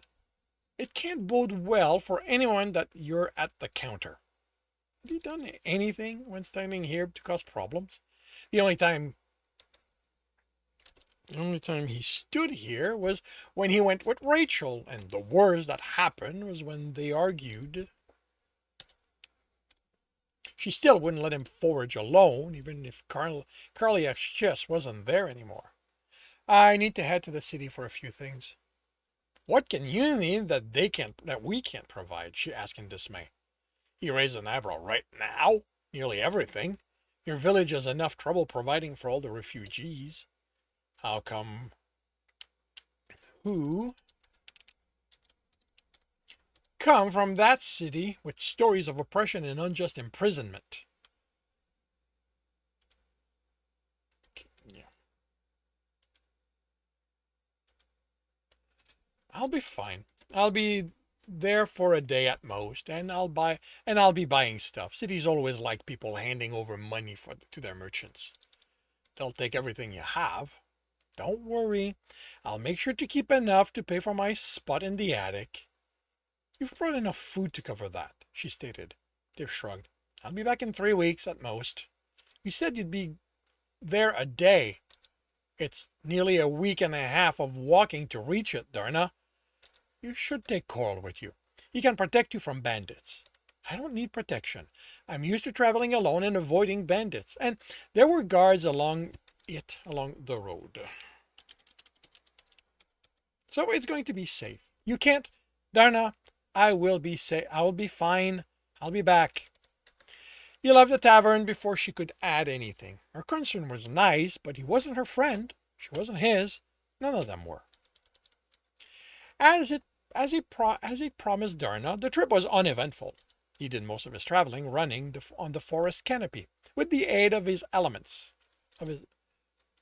He played with his air etching, altering the position of the arcanus, or even changing some to see what would happen. When he found a new combination that gave him more speed, he worked on it, going even faster, and then much faster. That first impact against the tree had hurt, but it had let him cut his travel time in half, which ensured he'd have more time to gather his funds for the items he needed to buy. As much as it would make things easier, he wasn't stealing from the city's merchant. Getting in undetected was as simple as leaving it had been. Over the wall in the night, cloaked in an etching of darkness and light. Now, oh, wait a minute. I need to change that.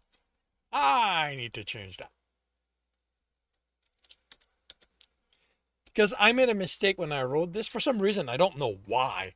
I wrote this as if Tibbs was able to use 2 elements at the same time, which is something that comes later. I have no idea how my mind, because he never plays with more than 1 element before, so I don't know where that came from, like why my mind jumped to that. So that's no longer there. Over the wall in the night, cloaked with an etching of darkness. He saw nothing different that first night. Guards patrolled the street, and the few people they caught were dragged to cells. The next day was markedly different from his previous stay. Guards traveled in larger numbers, and instead of being viewed purely with fear, many of the city folks looked at them in anger, but they didn't act. Those who acted came out of the alleys, groups too organized to be gangs, darting out, inflicting injuries, and vanishing among them again. There were few guards risking the alleys. Many of the roof watchers Many of the roof watchers' posts were destroyed. Those that survived had troubles had doubled the watchers, but looked more intent on protecting themselves than making sure the roofs were untraveled. The quiet rebellion wasn't so quiet anymore. The markets were surprisingly unaffected, which told him there was a conscious effort not to disrupt the city's economy. They didn't know how likely it was to remain that way as the conflict continued. Eventually, one side would decide the merchants were, willingly or not, supporting the opposition. As much as he'd seen them try to remain neutral in such conflict, merchants had money and that made them valuable to all sides. So, something that had to be removed. But as they were still there, he took advantage. Passing himself off as one of the city folks looking to better secure his house in those peerless times, he placed an order with a locksmith. All different types of locks, he instructed, to ensure no thief could figure out one and be able to enter through any door or windows. With a skilled woodworker, he commissioned puzzle boxes with another hand puzzles for his daughter, he explained, who liked to tease her mind. He paid well with money he stole from the nobles, staying out of the conflict behind their locked doors. He remained unnoticed. He didn't take part in the conflict other than to discreetly help when it spread to endanger uninvolved city folks, or to defend himself when he wasn't given a choice.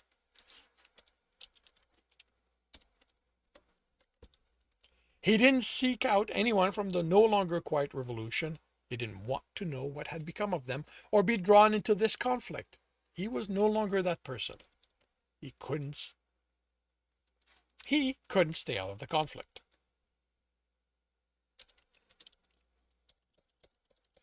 I think this needs an outright scene break. Not for the week it took the artisan to make what he commissioned. Couldn't sit at the back of the taverns listening to the stories people told and remain indifferent. Stories of guard kicking in doors and dragging out families for them not to be seen again, of hooded figures who assaulted random people, leaving families broken. Did they have reasons? Possibly. Tibbs couldn't know without spending days and weeks searching and asking questions, time he didn't have. So the city folk gained an unknown defender for the week he was there.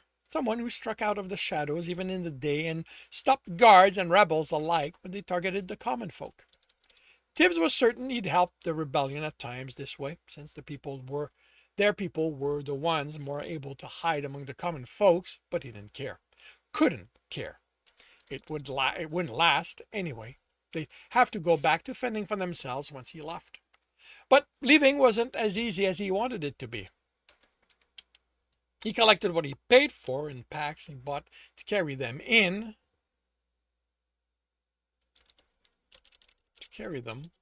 then had to stop guards as they attempted to drag an entire family away.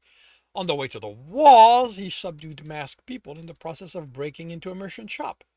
The night was made brighter by a fire consuming one of the poorer neighborhoods, and Tibbs did something he suspected he would come to pay for eventually. He put it out. He couldn't hide what he did. He couldn't pass it off as anything but what it was. He willed the fire to starve, saving countless lives and letting everyone know essence had been involved. He had to hope they would see it for the elements intervening, and he used the darkness to leave the city before another conflict pulled him in. Tibbs placed the items in the room's floor and stepped away. Those are locks. They melted into the floor. What do they do? Karlik asked. People use them to make it harder to open doors, which you can use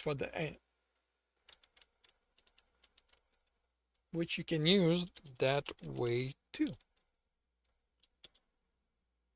But I bought them because under its use, what a lock is a puzzle.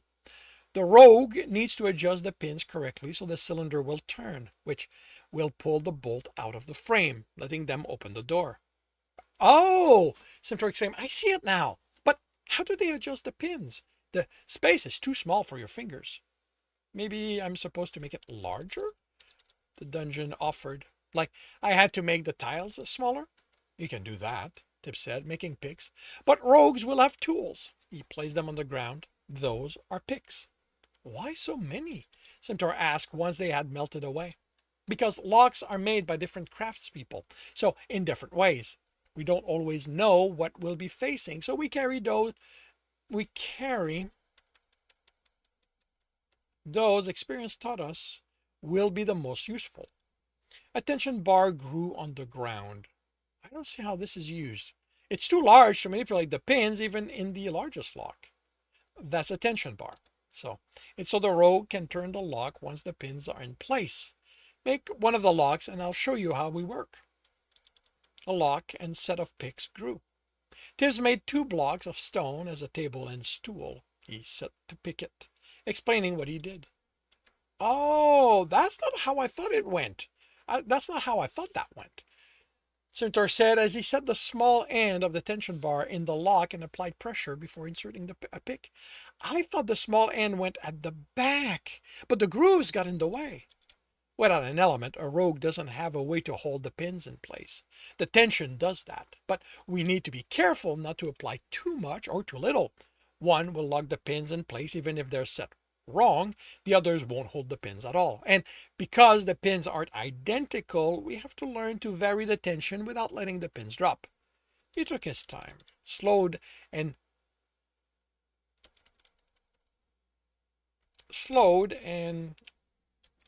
sometimes restarted to explain what he'd done. And they're all like that? Carly asked when Tibbs unlocked it. At their core principles. They'll be more or less complex, depending on how much money those having one made are able to pay. It can be by having more pins, by the pins being made with tricks that will make the rogue think it's set when it isn't. Those don't have that. I didn't have the time to have complex one mades. But you had that money thing, Centaur asked, making Tibbs smile. Money isn't something a good rogue is ever out of.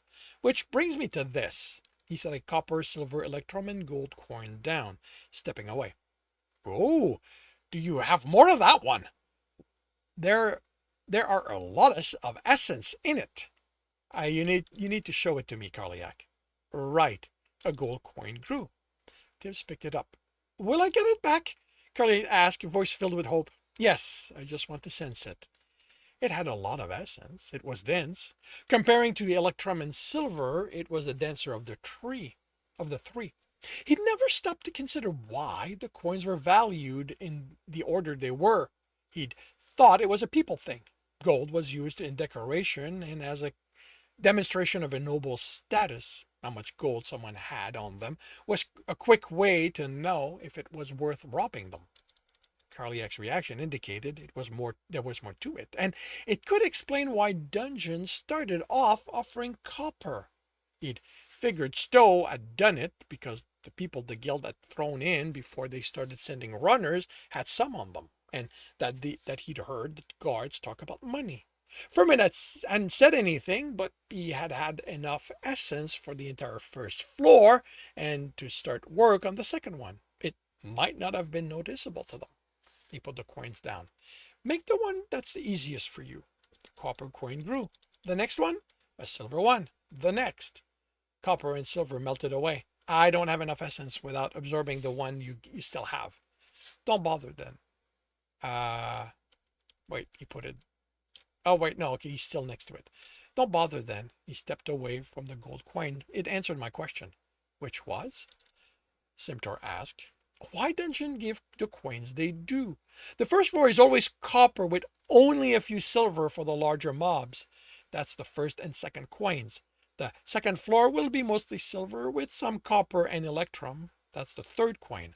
I don't know that it's a rule, although the first 2 floors probably shouldn't make a runner rich. None of them should, but they should let a good runner afford proper gear.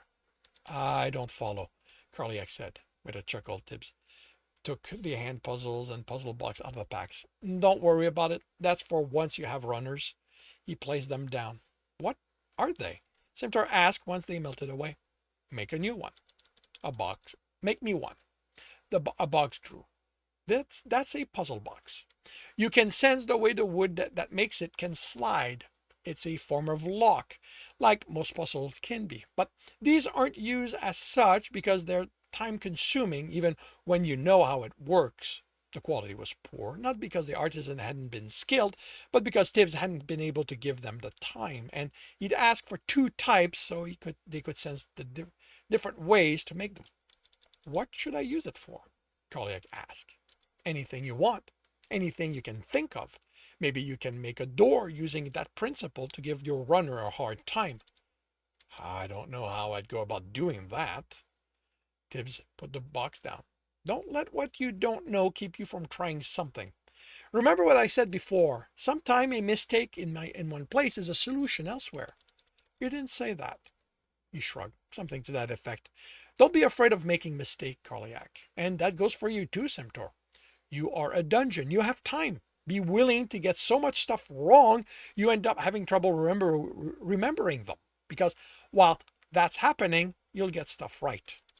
So we try whatever we think of and see what happens. Even if it's not what you planned for, it might be useful. Why does contemplating that make it hard for me to think? The dungeon asked. Sorry, I think I just gave you your first headache. I don't like it. Neither do I, but I was told something when I was young that makes more sense now. Getting a headache while learning something just shows you your mind is growing. And that's a good thing? If I'd stopped learning just because I got headaches out of them, I wouldn't be the runner I am today. I wouldn't be able to help you because I would have stopped asking questions, and the more I learned, the less of them I got. That means you still get them, Simtor pointed out. Yes, there are books that are so complicated I have to stop because of the headaches. But now I know it's because I'm learning, so I rest, then I get back to it. I'm going to need rest from all of this, Carliac said with a sigh. Then I'll leave after two things. He placed the pack down. When you get runners, put this in your loot tables for your second or third floor and lower. You'll be handing out enough stuff that they'll appreciate a way to carry it all. You still haven't explained about the floor thing, Simtor said. I'll do that next time. What is the second thing? The dungeon asked. The 3-hand puzzles that were with the boxes? What do you want in exchange for making me copies? You want to give me something so I'll make them? That's how trading works. I'll take another one of those dense quain, they said eagerly. Tibbs chuckled. I don't have another one. And trading is also about balance. You want to get more than you'll put in, but not so much the other thinks it's unfair. How do you know what's going to be fair? Well, you don't, not really. And really, since you can't talk with anyone else, you don't have to worry about it too much. But when there isn't a system in place that sets what things are worth, people haggle. One asks for something, like 4 of each of the hand puzzles, and the other, you in this case, ask for something in return that you think will give you slightly more than what you'll expand making them. So, like, you give me one of those bears to absorb. Tibbs sensed, but there was nothing of that size. Instead of telling them that, he made a counteroffer. That seems like too much. How about I bring you a deer? I don't know what that is. Right. This falls apart without a similar frame of reference. It's another kind of animals. You probably sense them there. Say yes, Carliac. Why? It's another animal for you to learn. But is it similar in essence? Who cares? The knowledge will be valuable by itself. Is that true? The dungeon asked, and Tibbs was confident it was directed at him. Knowledge has value, that's true. It's why I read so much. Books contain a lot of knowledge. But that value isn't fixed because you and I are probably not looking to learn the same things. Then how do I know if it's a fair trade? Tibbs grinned. You don't want it to be fair. Okay, Simtor exclaimed. Now I'm getting one of those headaches. You said trading was supposed to be fair. People are complicated, remember? And fair isn't a fixed value. I have an idea of how much work I'll have to put into getting that deer, but you don't. Over time, as we work together, you can learn to approximate and use that. But right now, all you have is what you think you'll gain out of the exchange and my reaction to the offer. But you made the offer. True. Then it's about if you think I'll put enough work into it for what you think you'll gain. 2 deers? The hesitation stretched the word enough. Tibbs fought not to laugh. He brought in his sense until the closest herd came in more detail. He got a rough sense of the animals' health from their life and fever essence, and 2 of them were weaker than the others. It wouldn't affect how hard getting them would be, since he wouldn't hunt them fairly, but he didn't want to damage the herd. All right, but make it 5 of each. But, yes? Tibbs asked, purposely not smiling. Are these headache things going to come often now that you've given me one? Probably. People have complained I cause them a lot. Okay. I'm doubling what I want from you, and you're only adding 1 of each to what I'll give you. I don't know how much essence I'll get from those deer, but Simtor is certain learning about them is enough, so I think it's still in my favor. Then we have a deal. We do? It's what people say when they agree to the trade. I'll be back shortly. He killed the animals as soon as he headed in their direction, causing the herd to flee. He kept the wolf at bay with the application of spikes of pain, then carried the carcasses back. I thought they'd be moving, Simtor said, disappointed. That wasn't part of the deal, Tibbs replied. Can we get one? Seeing how they move would be good. How about this? He gathered the puzzles.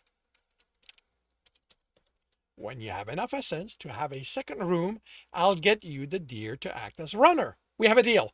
Koliak said quickly enough. Tibbs suspected he had been played, but he'd wait to see how before commenting.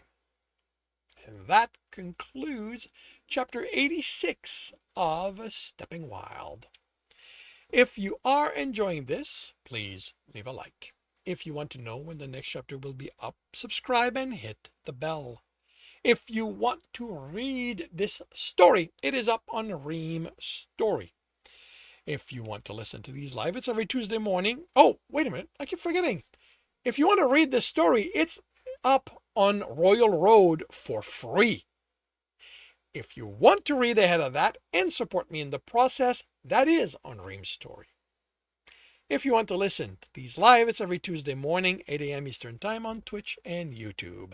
Links are in the notes, and with that, I shall wish you a good day.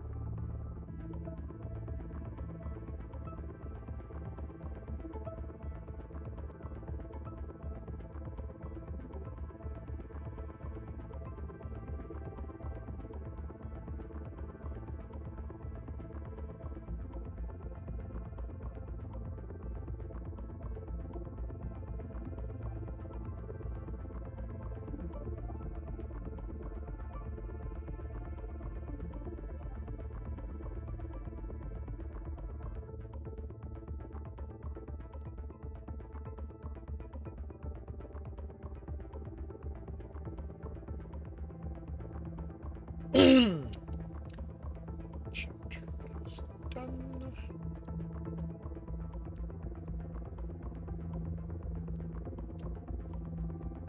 And last read and correct of the morning. Well, of this week.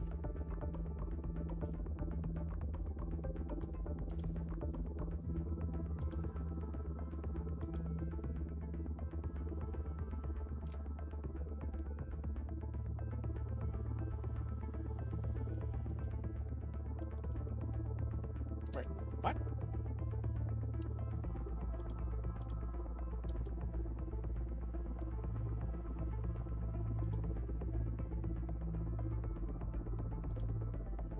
Okay, no, it's there. That's weird.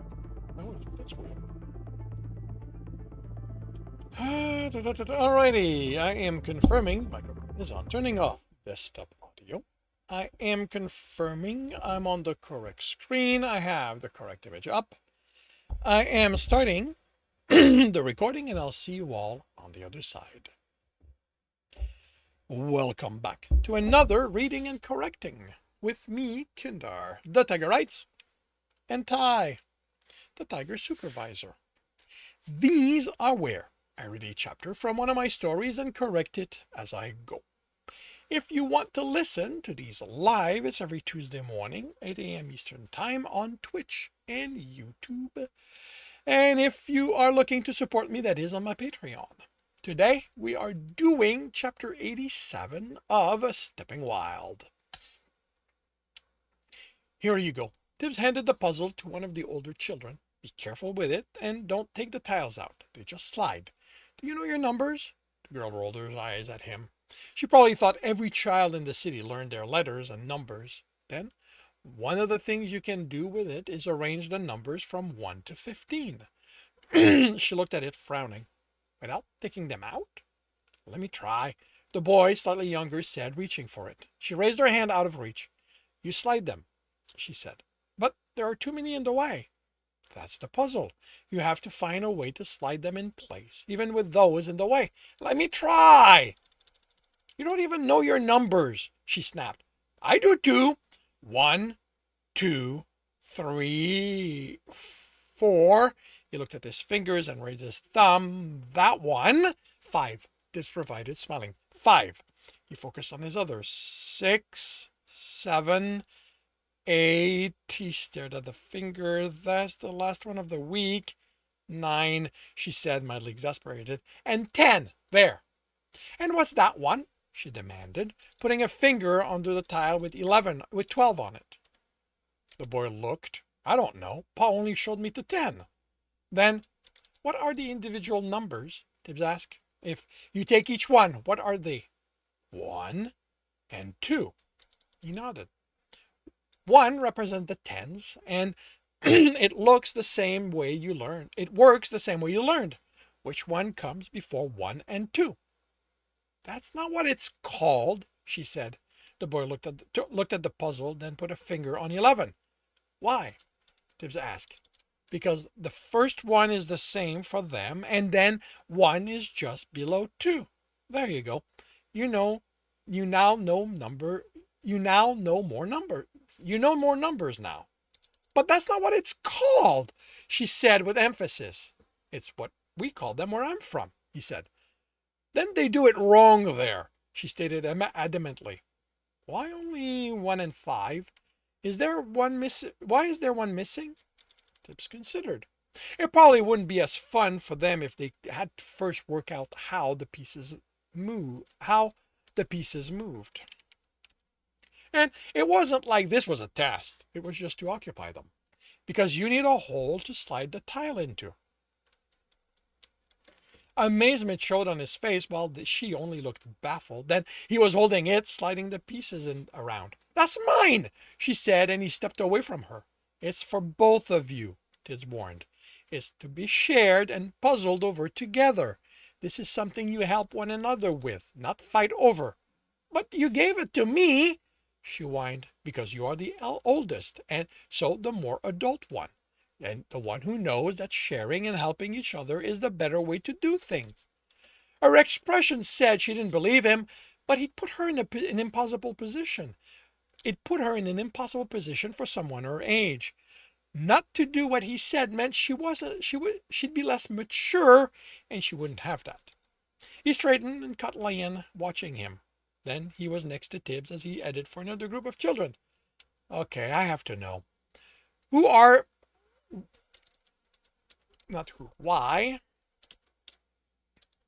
are you here away from your family? Tibbs chuckled. Why do you think I'd have a family? The young man nodded to the children, now puzzling over the plate he'd given them. You know how to deal with kids. I've seen plenty of them over the years. The look Lian gave him reminded Tibbs he looked no older, but he didn't elaborate.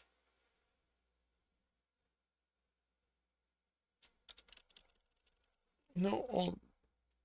Yeah, no, that's probably enough. He took a cube with painted squares and lobbed it at the other man. Here, have fun with this one. Make sure the faces are aligned before trying to turn them, or you can break it. What am I supposed to do with it? He asked, turning the rows. Bring the colors together on all 6 sides. What do I get when I do it? The satisfaction of knowing you beat the puzzles. The roll of the eyes said how little Lian thought of that, but he was still turning them. He was sufficiently focused on putting one face together that he kept walking when Tibbs turned onto another group of children, taking his cylinder puzzle out of the pack. Tibbs knew he'd reach Kaliak by the 2 trunks bending together at the top to make an arch with dense foliage on each side, making it impossible to see beyond them. Other than the entrance, Kaliak blended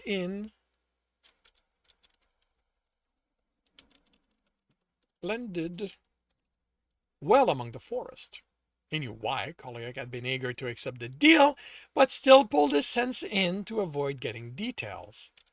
The entry corridor was 3 paces long. Then the room opened. It was smaller than before, 26 tiles long and 20 tiles as long and wide as his foot between him and the exit, roughly twice that in width at the longest point. He pressed on a tile and it broke away. 3 more until he had one to support his weight. What are you doing? Kaliak said. Testing myself. But you know how to cross it. But I don't know which tiles can support me. But you sense them, right? If I let myself do it. The entirety of the 3rd row was now broken, so he started on the 5th. Why wouldn't you let yourself know what the way is? It's more fun this way. By the way, you're an asshole. What? Why? What is that? Chuckled. It's what we call someone who tricks us in a way that we really should have seen coming. So it's what you call someone who's smarter than you.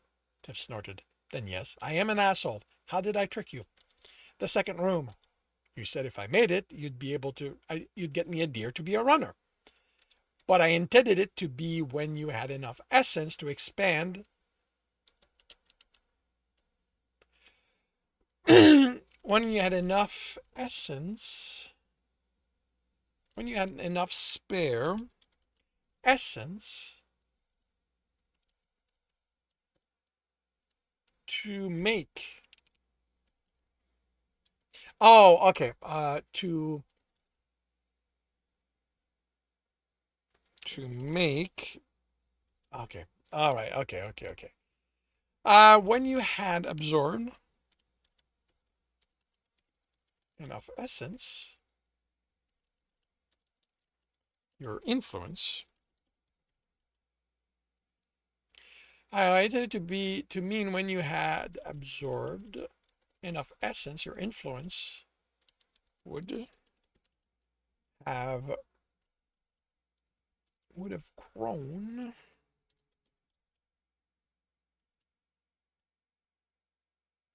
to fit a 2nd room the size of the 1st one you made. But you didn't say that. Hence, why I should have known you'd just make 2 smaller ones. He stepped onto the short corridor. In the other room, a bear stood still. You're going to have combat room, a combat room as your 2nd one? You said that's what should be there. It's what Stowe had. You don't need to follow that exactly. Tibbs stepped in. A bear is going to be too much for the second room. It's all I have that can fight. You have the hoppers. He walked up to the bear. It clumsily lunged at him. Those just run away. Tibbs stepped aside.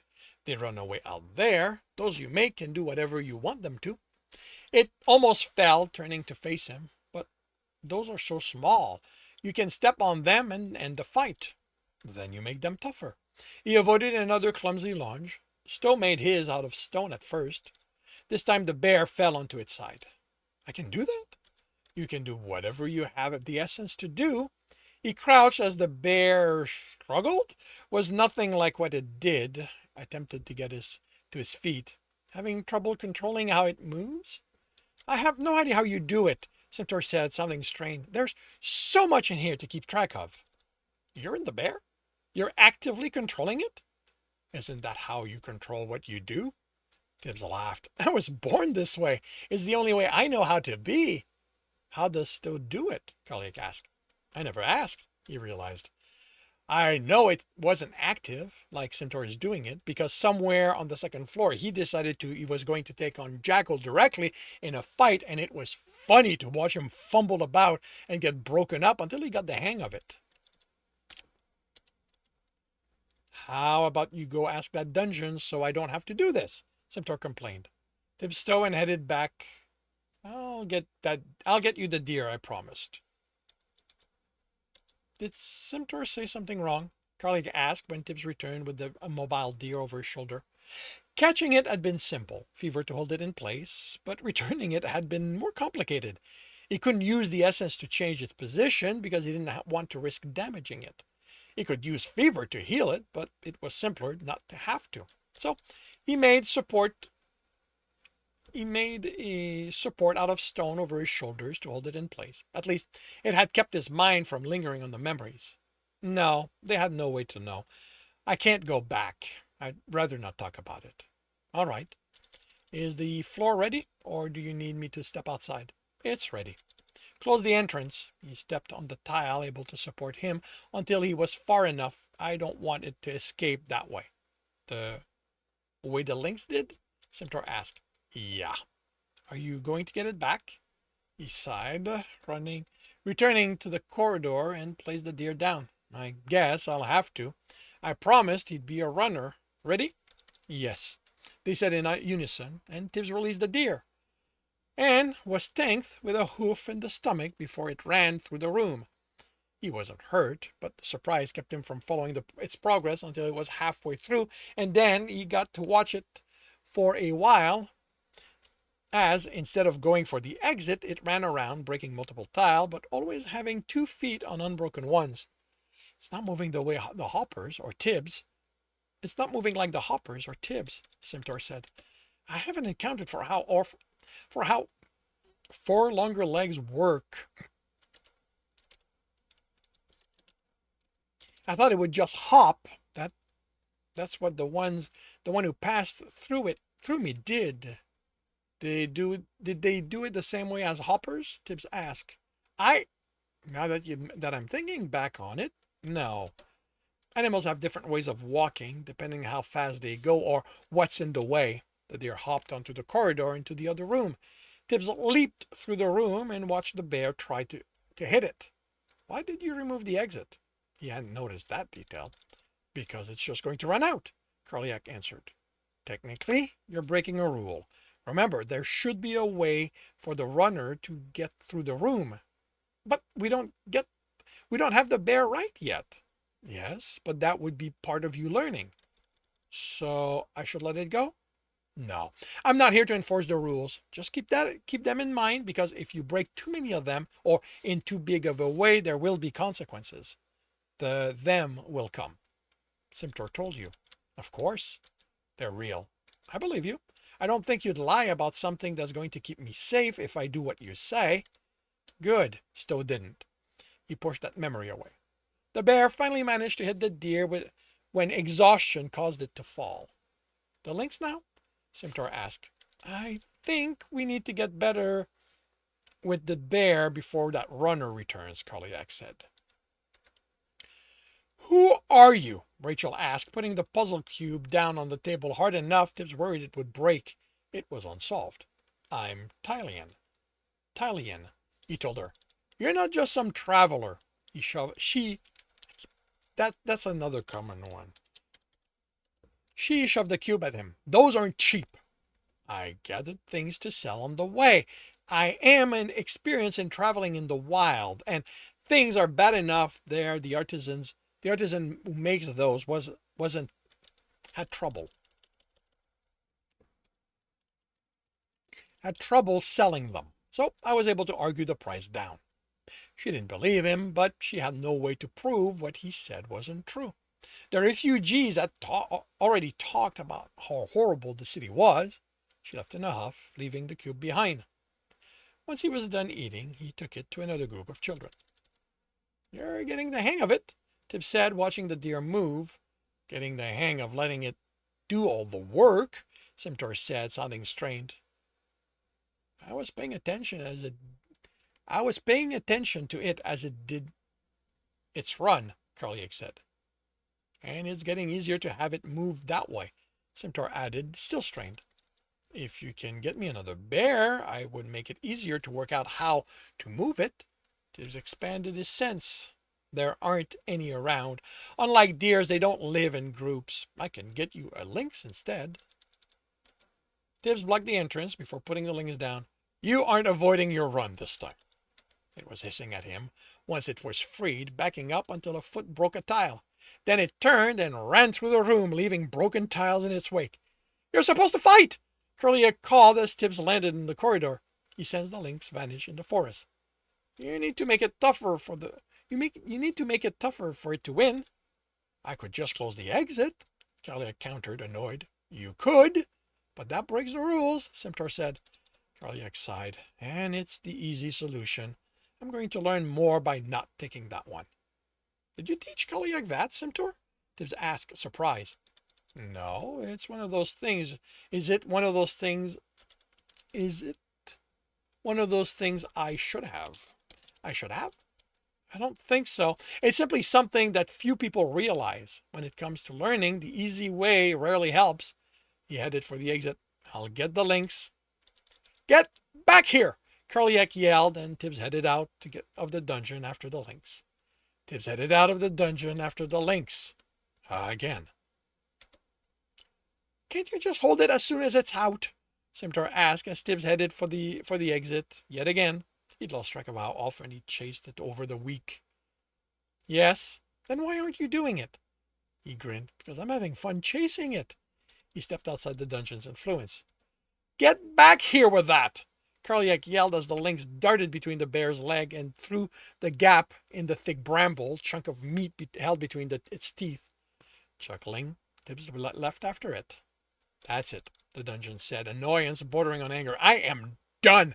That thing, runner, Tibbs corrected, has to be cheating. It's surviving and learning. It has gotten the bear moving. It has gotten the bear moving quite well, Simtor said. I barely have to pay attention anymore. But it's not supposed to always leave. The meat's there to keep it around so the bear can get it. Maybe you need a break. What I need is for that runner to get back here and die. Tibbs is right, Karliak. How about we go over the last run and see how we can improve things? I'll be back in a few days. Get in here, Karliak ordered as soon as Tibbs stepped within their influence. I am so ready for it this time. How about we take a rest from that? Tibbs, I want that runner in here. How about I explain about the second floor? No, I want... Am I ready for that? To learn about it, yes. Create it, I don't think so. It's also good to plan ahead. Stowe and Gania were working on the next floor almost as soon as he opened one. He didn't know if Karliak was aware of it, but his rooms had grown larger over the weeks of the lynx running them. It would be some time still, but even without anything dying in them, they were growing. Okay, what's the second floor? Like the first one, but harder. That's it? They said, a mix of surprise and suspicions in their voice. There has to be more to it than that, Simtor said. Not really. At their core, that's what the further floors are, just more difficult versions of the previous one.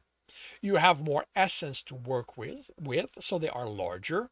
Books I found that talk about it say dungeons double the size of their floors as they go down, but they don't agree if that means double the numbers of rooms or the size they cover. Size or the space they cover. What should I do?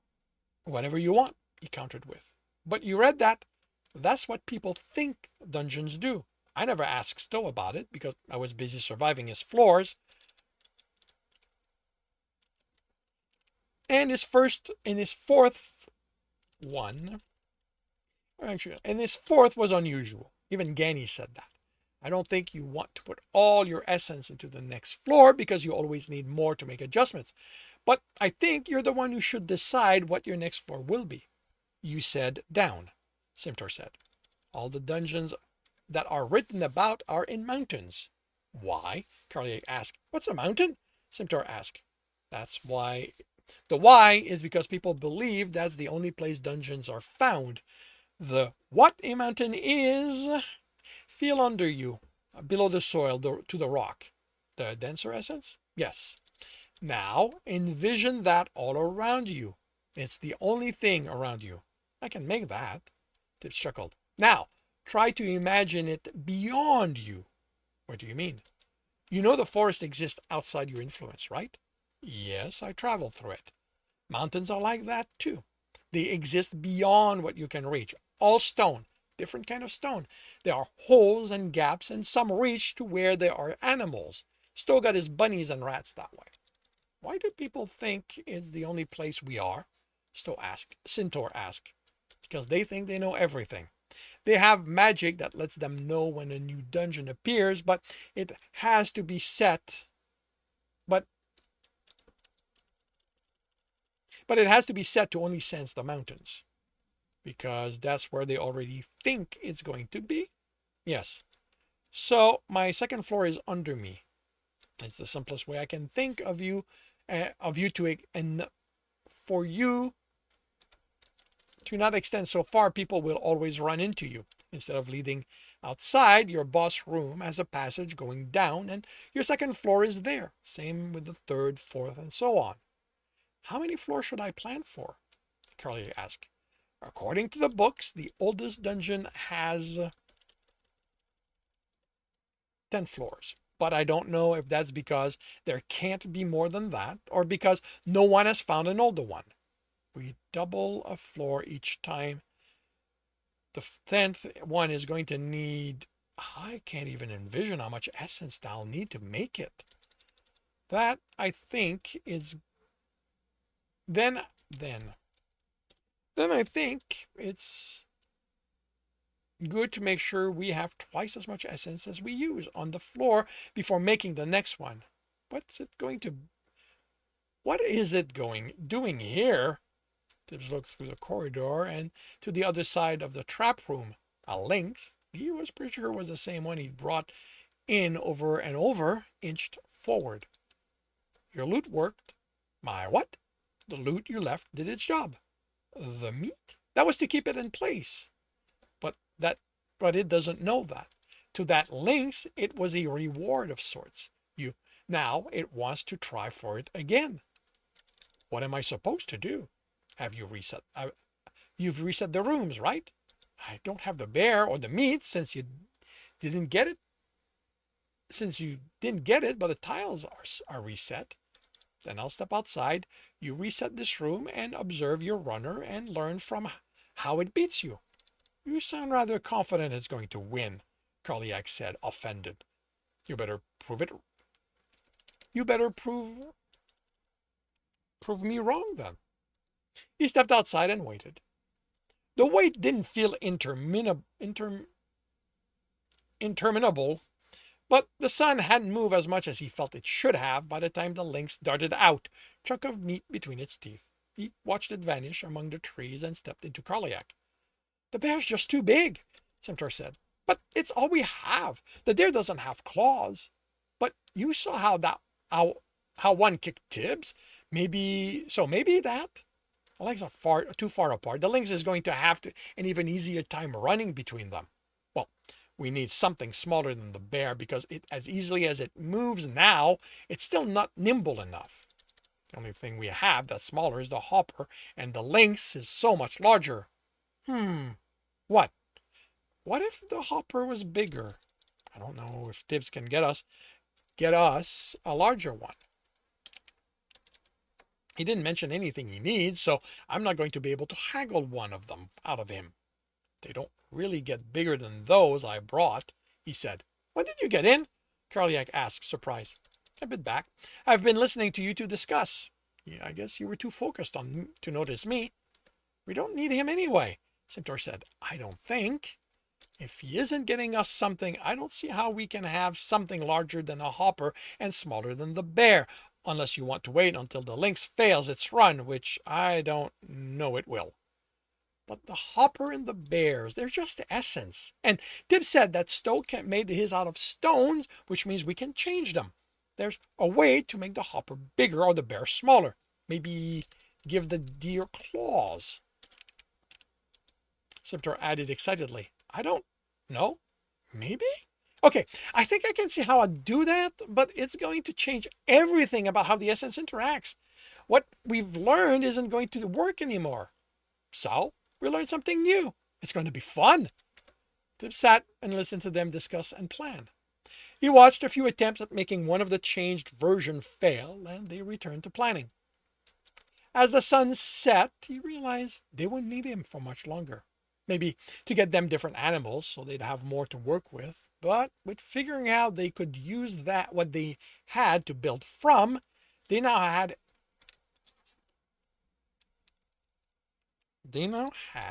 everything they needed to become a complete dungeon. You'd have to remind Simtor to be careful, since they didn't know all the rules that could bring them, but he'd tell them what had brought one to Stowe, then Tibbs had his own work to get back to. And that concludes chapter 87. If you are enjoying this, please leave a like. If you want to know when the next chapter will be up, subscribe and hit the bell. If you want to read this story, it is available for free on Royal Road. If you want to read ahead of that and support me in the process, that is on Ream Story. And if you are looking to listen to these live, it's every Tuesday morning, 8 a.m. Eastern Time on Twitch and YouTube. Links are in the notes, and with that, I shall wish you a good day. And I will be right back.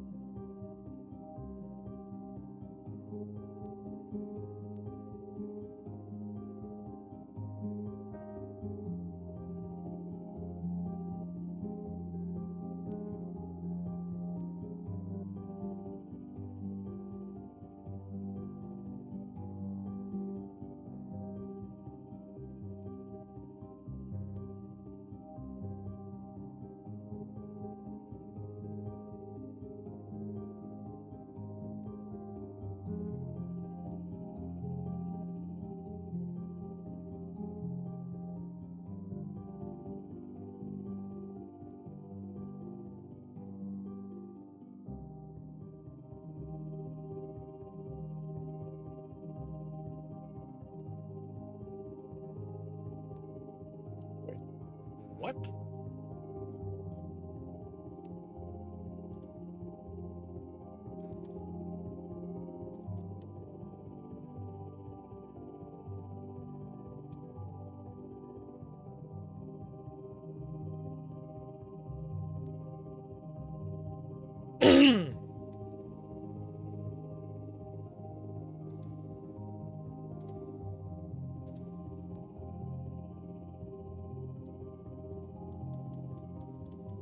What do you mean?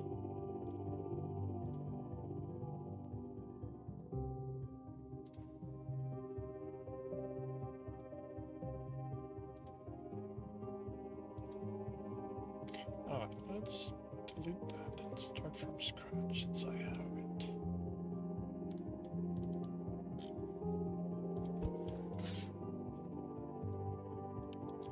V7.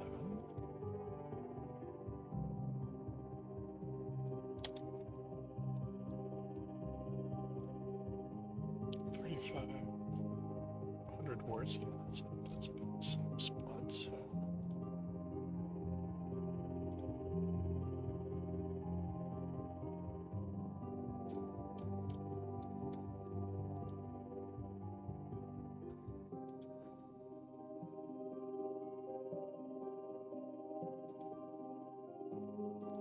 What the hell? What's going on here?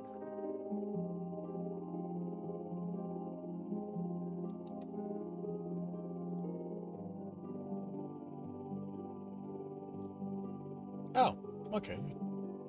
Okay, so you took it this time.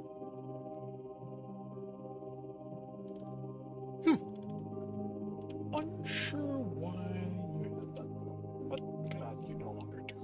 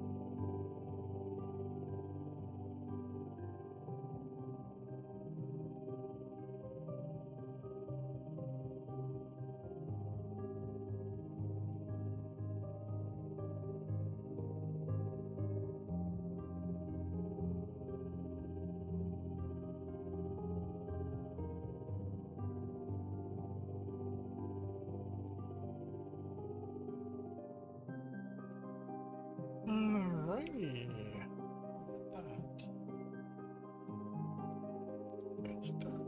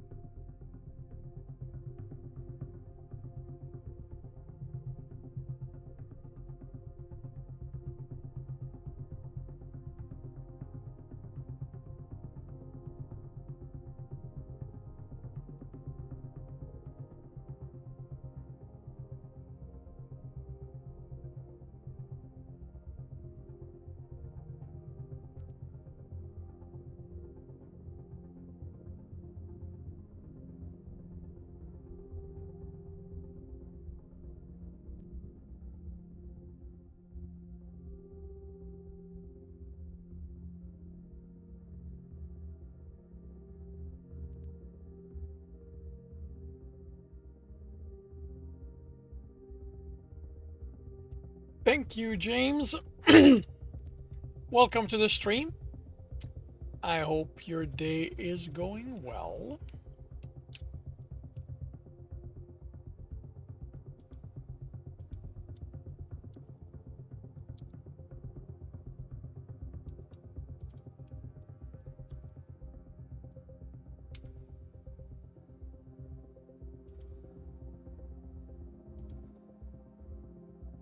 Did I oh right. So, yes, you gave a report earlier. I just forgot. Sorry about that.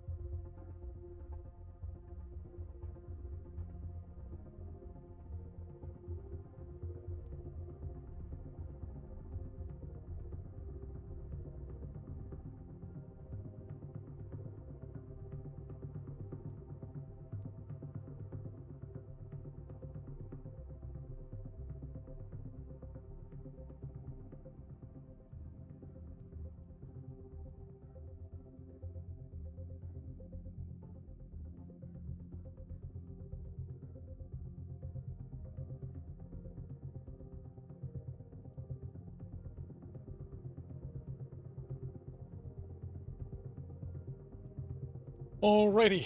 It is time. Wrong button. This is the one I want. For me to take lunch.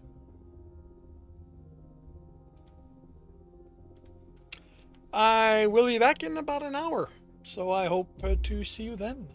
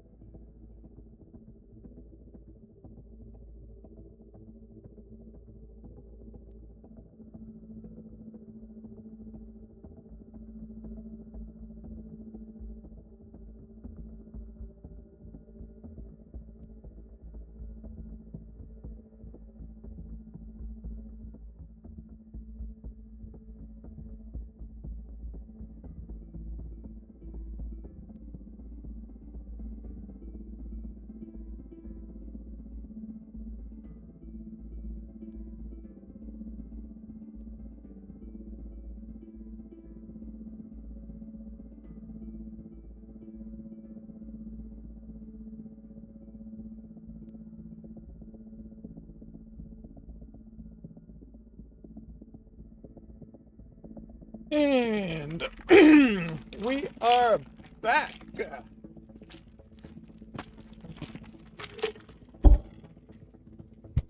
Hello, Quarter.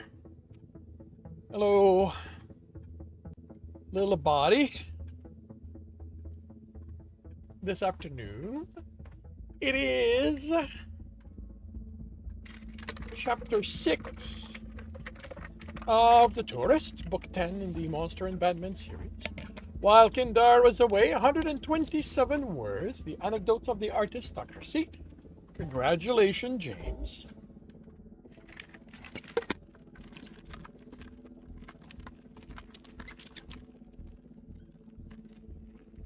I hope you are able to rest, Quarter.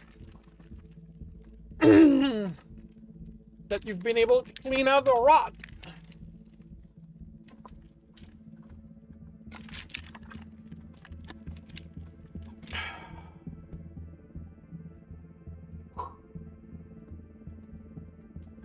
Alright.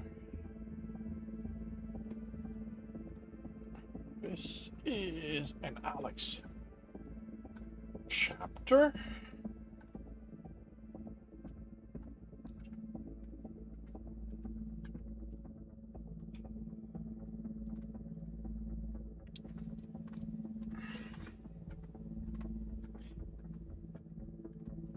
You need to flesh out a liquid base character.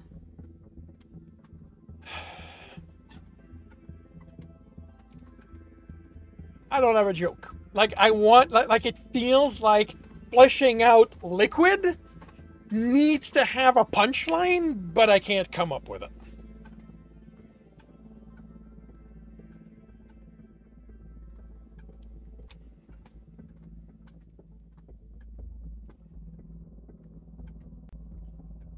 All right. So, where's the when do we see the tourists last in this? This is when Alex leaves with them.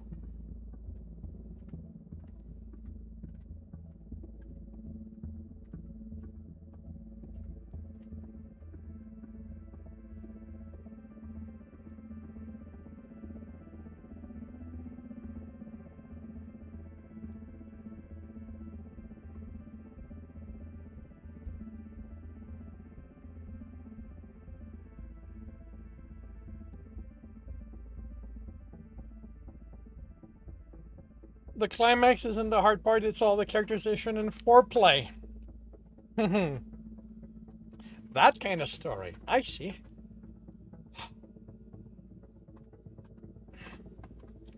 Well, in that case, just make sure they get into all the interesting places.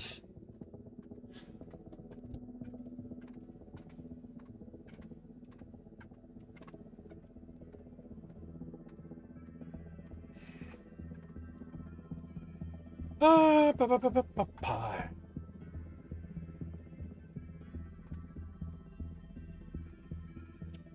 So how am I handling this? You're going to use that?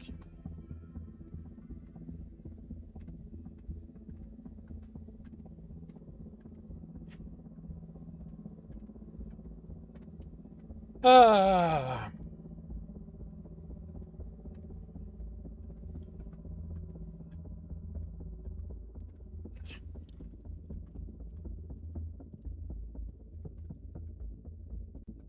Why do you change the color?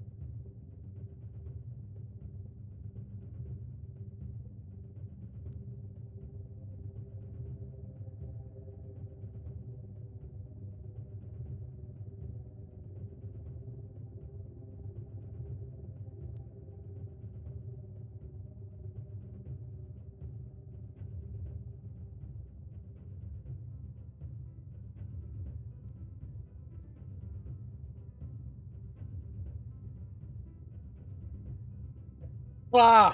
Welcome to the stream. How are you doing today? I am doing well. Thank you very much. The writing is going nicely.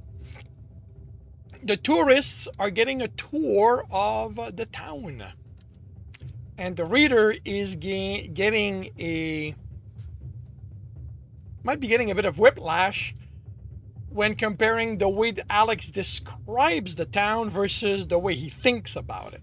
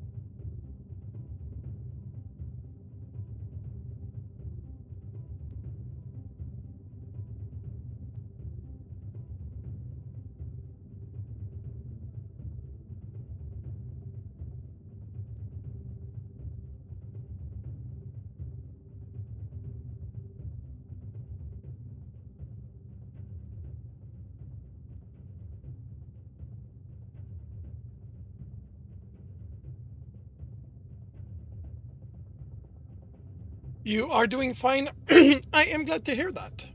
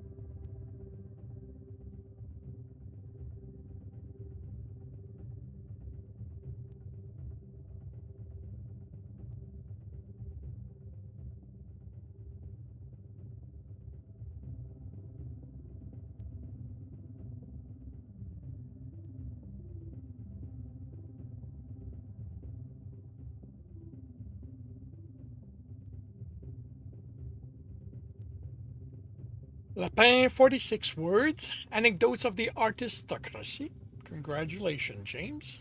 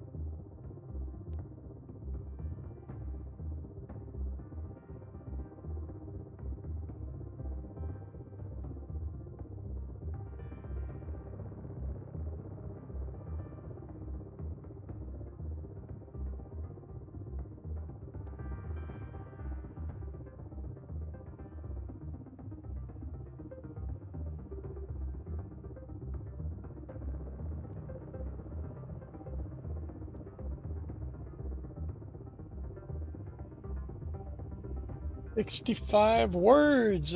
Anecdotes of the artistocracy. Congratulations, James.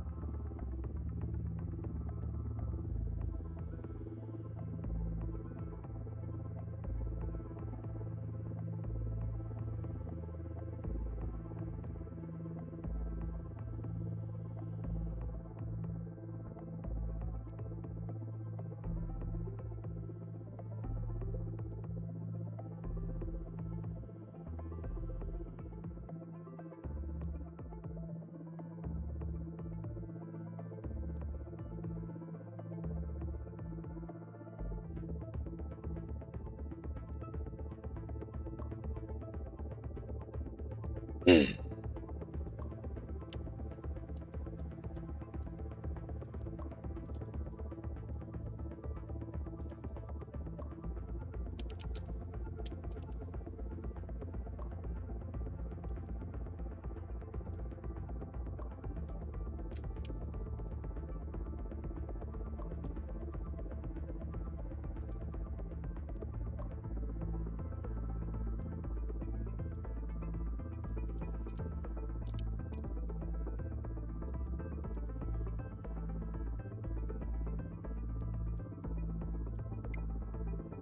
right.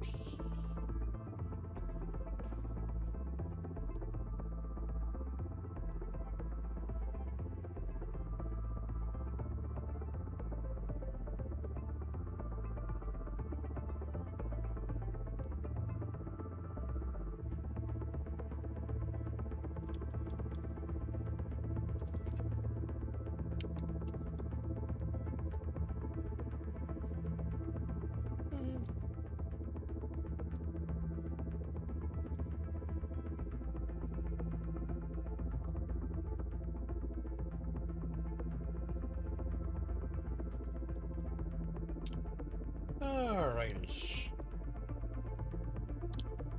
And with my lighting done,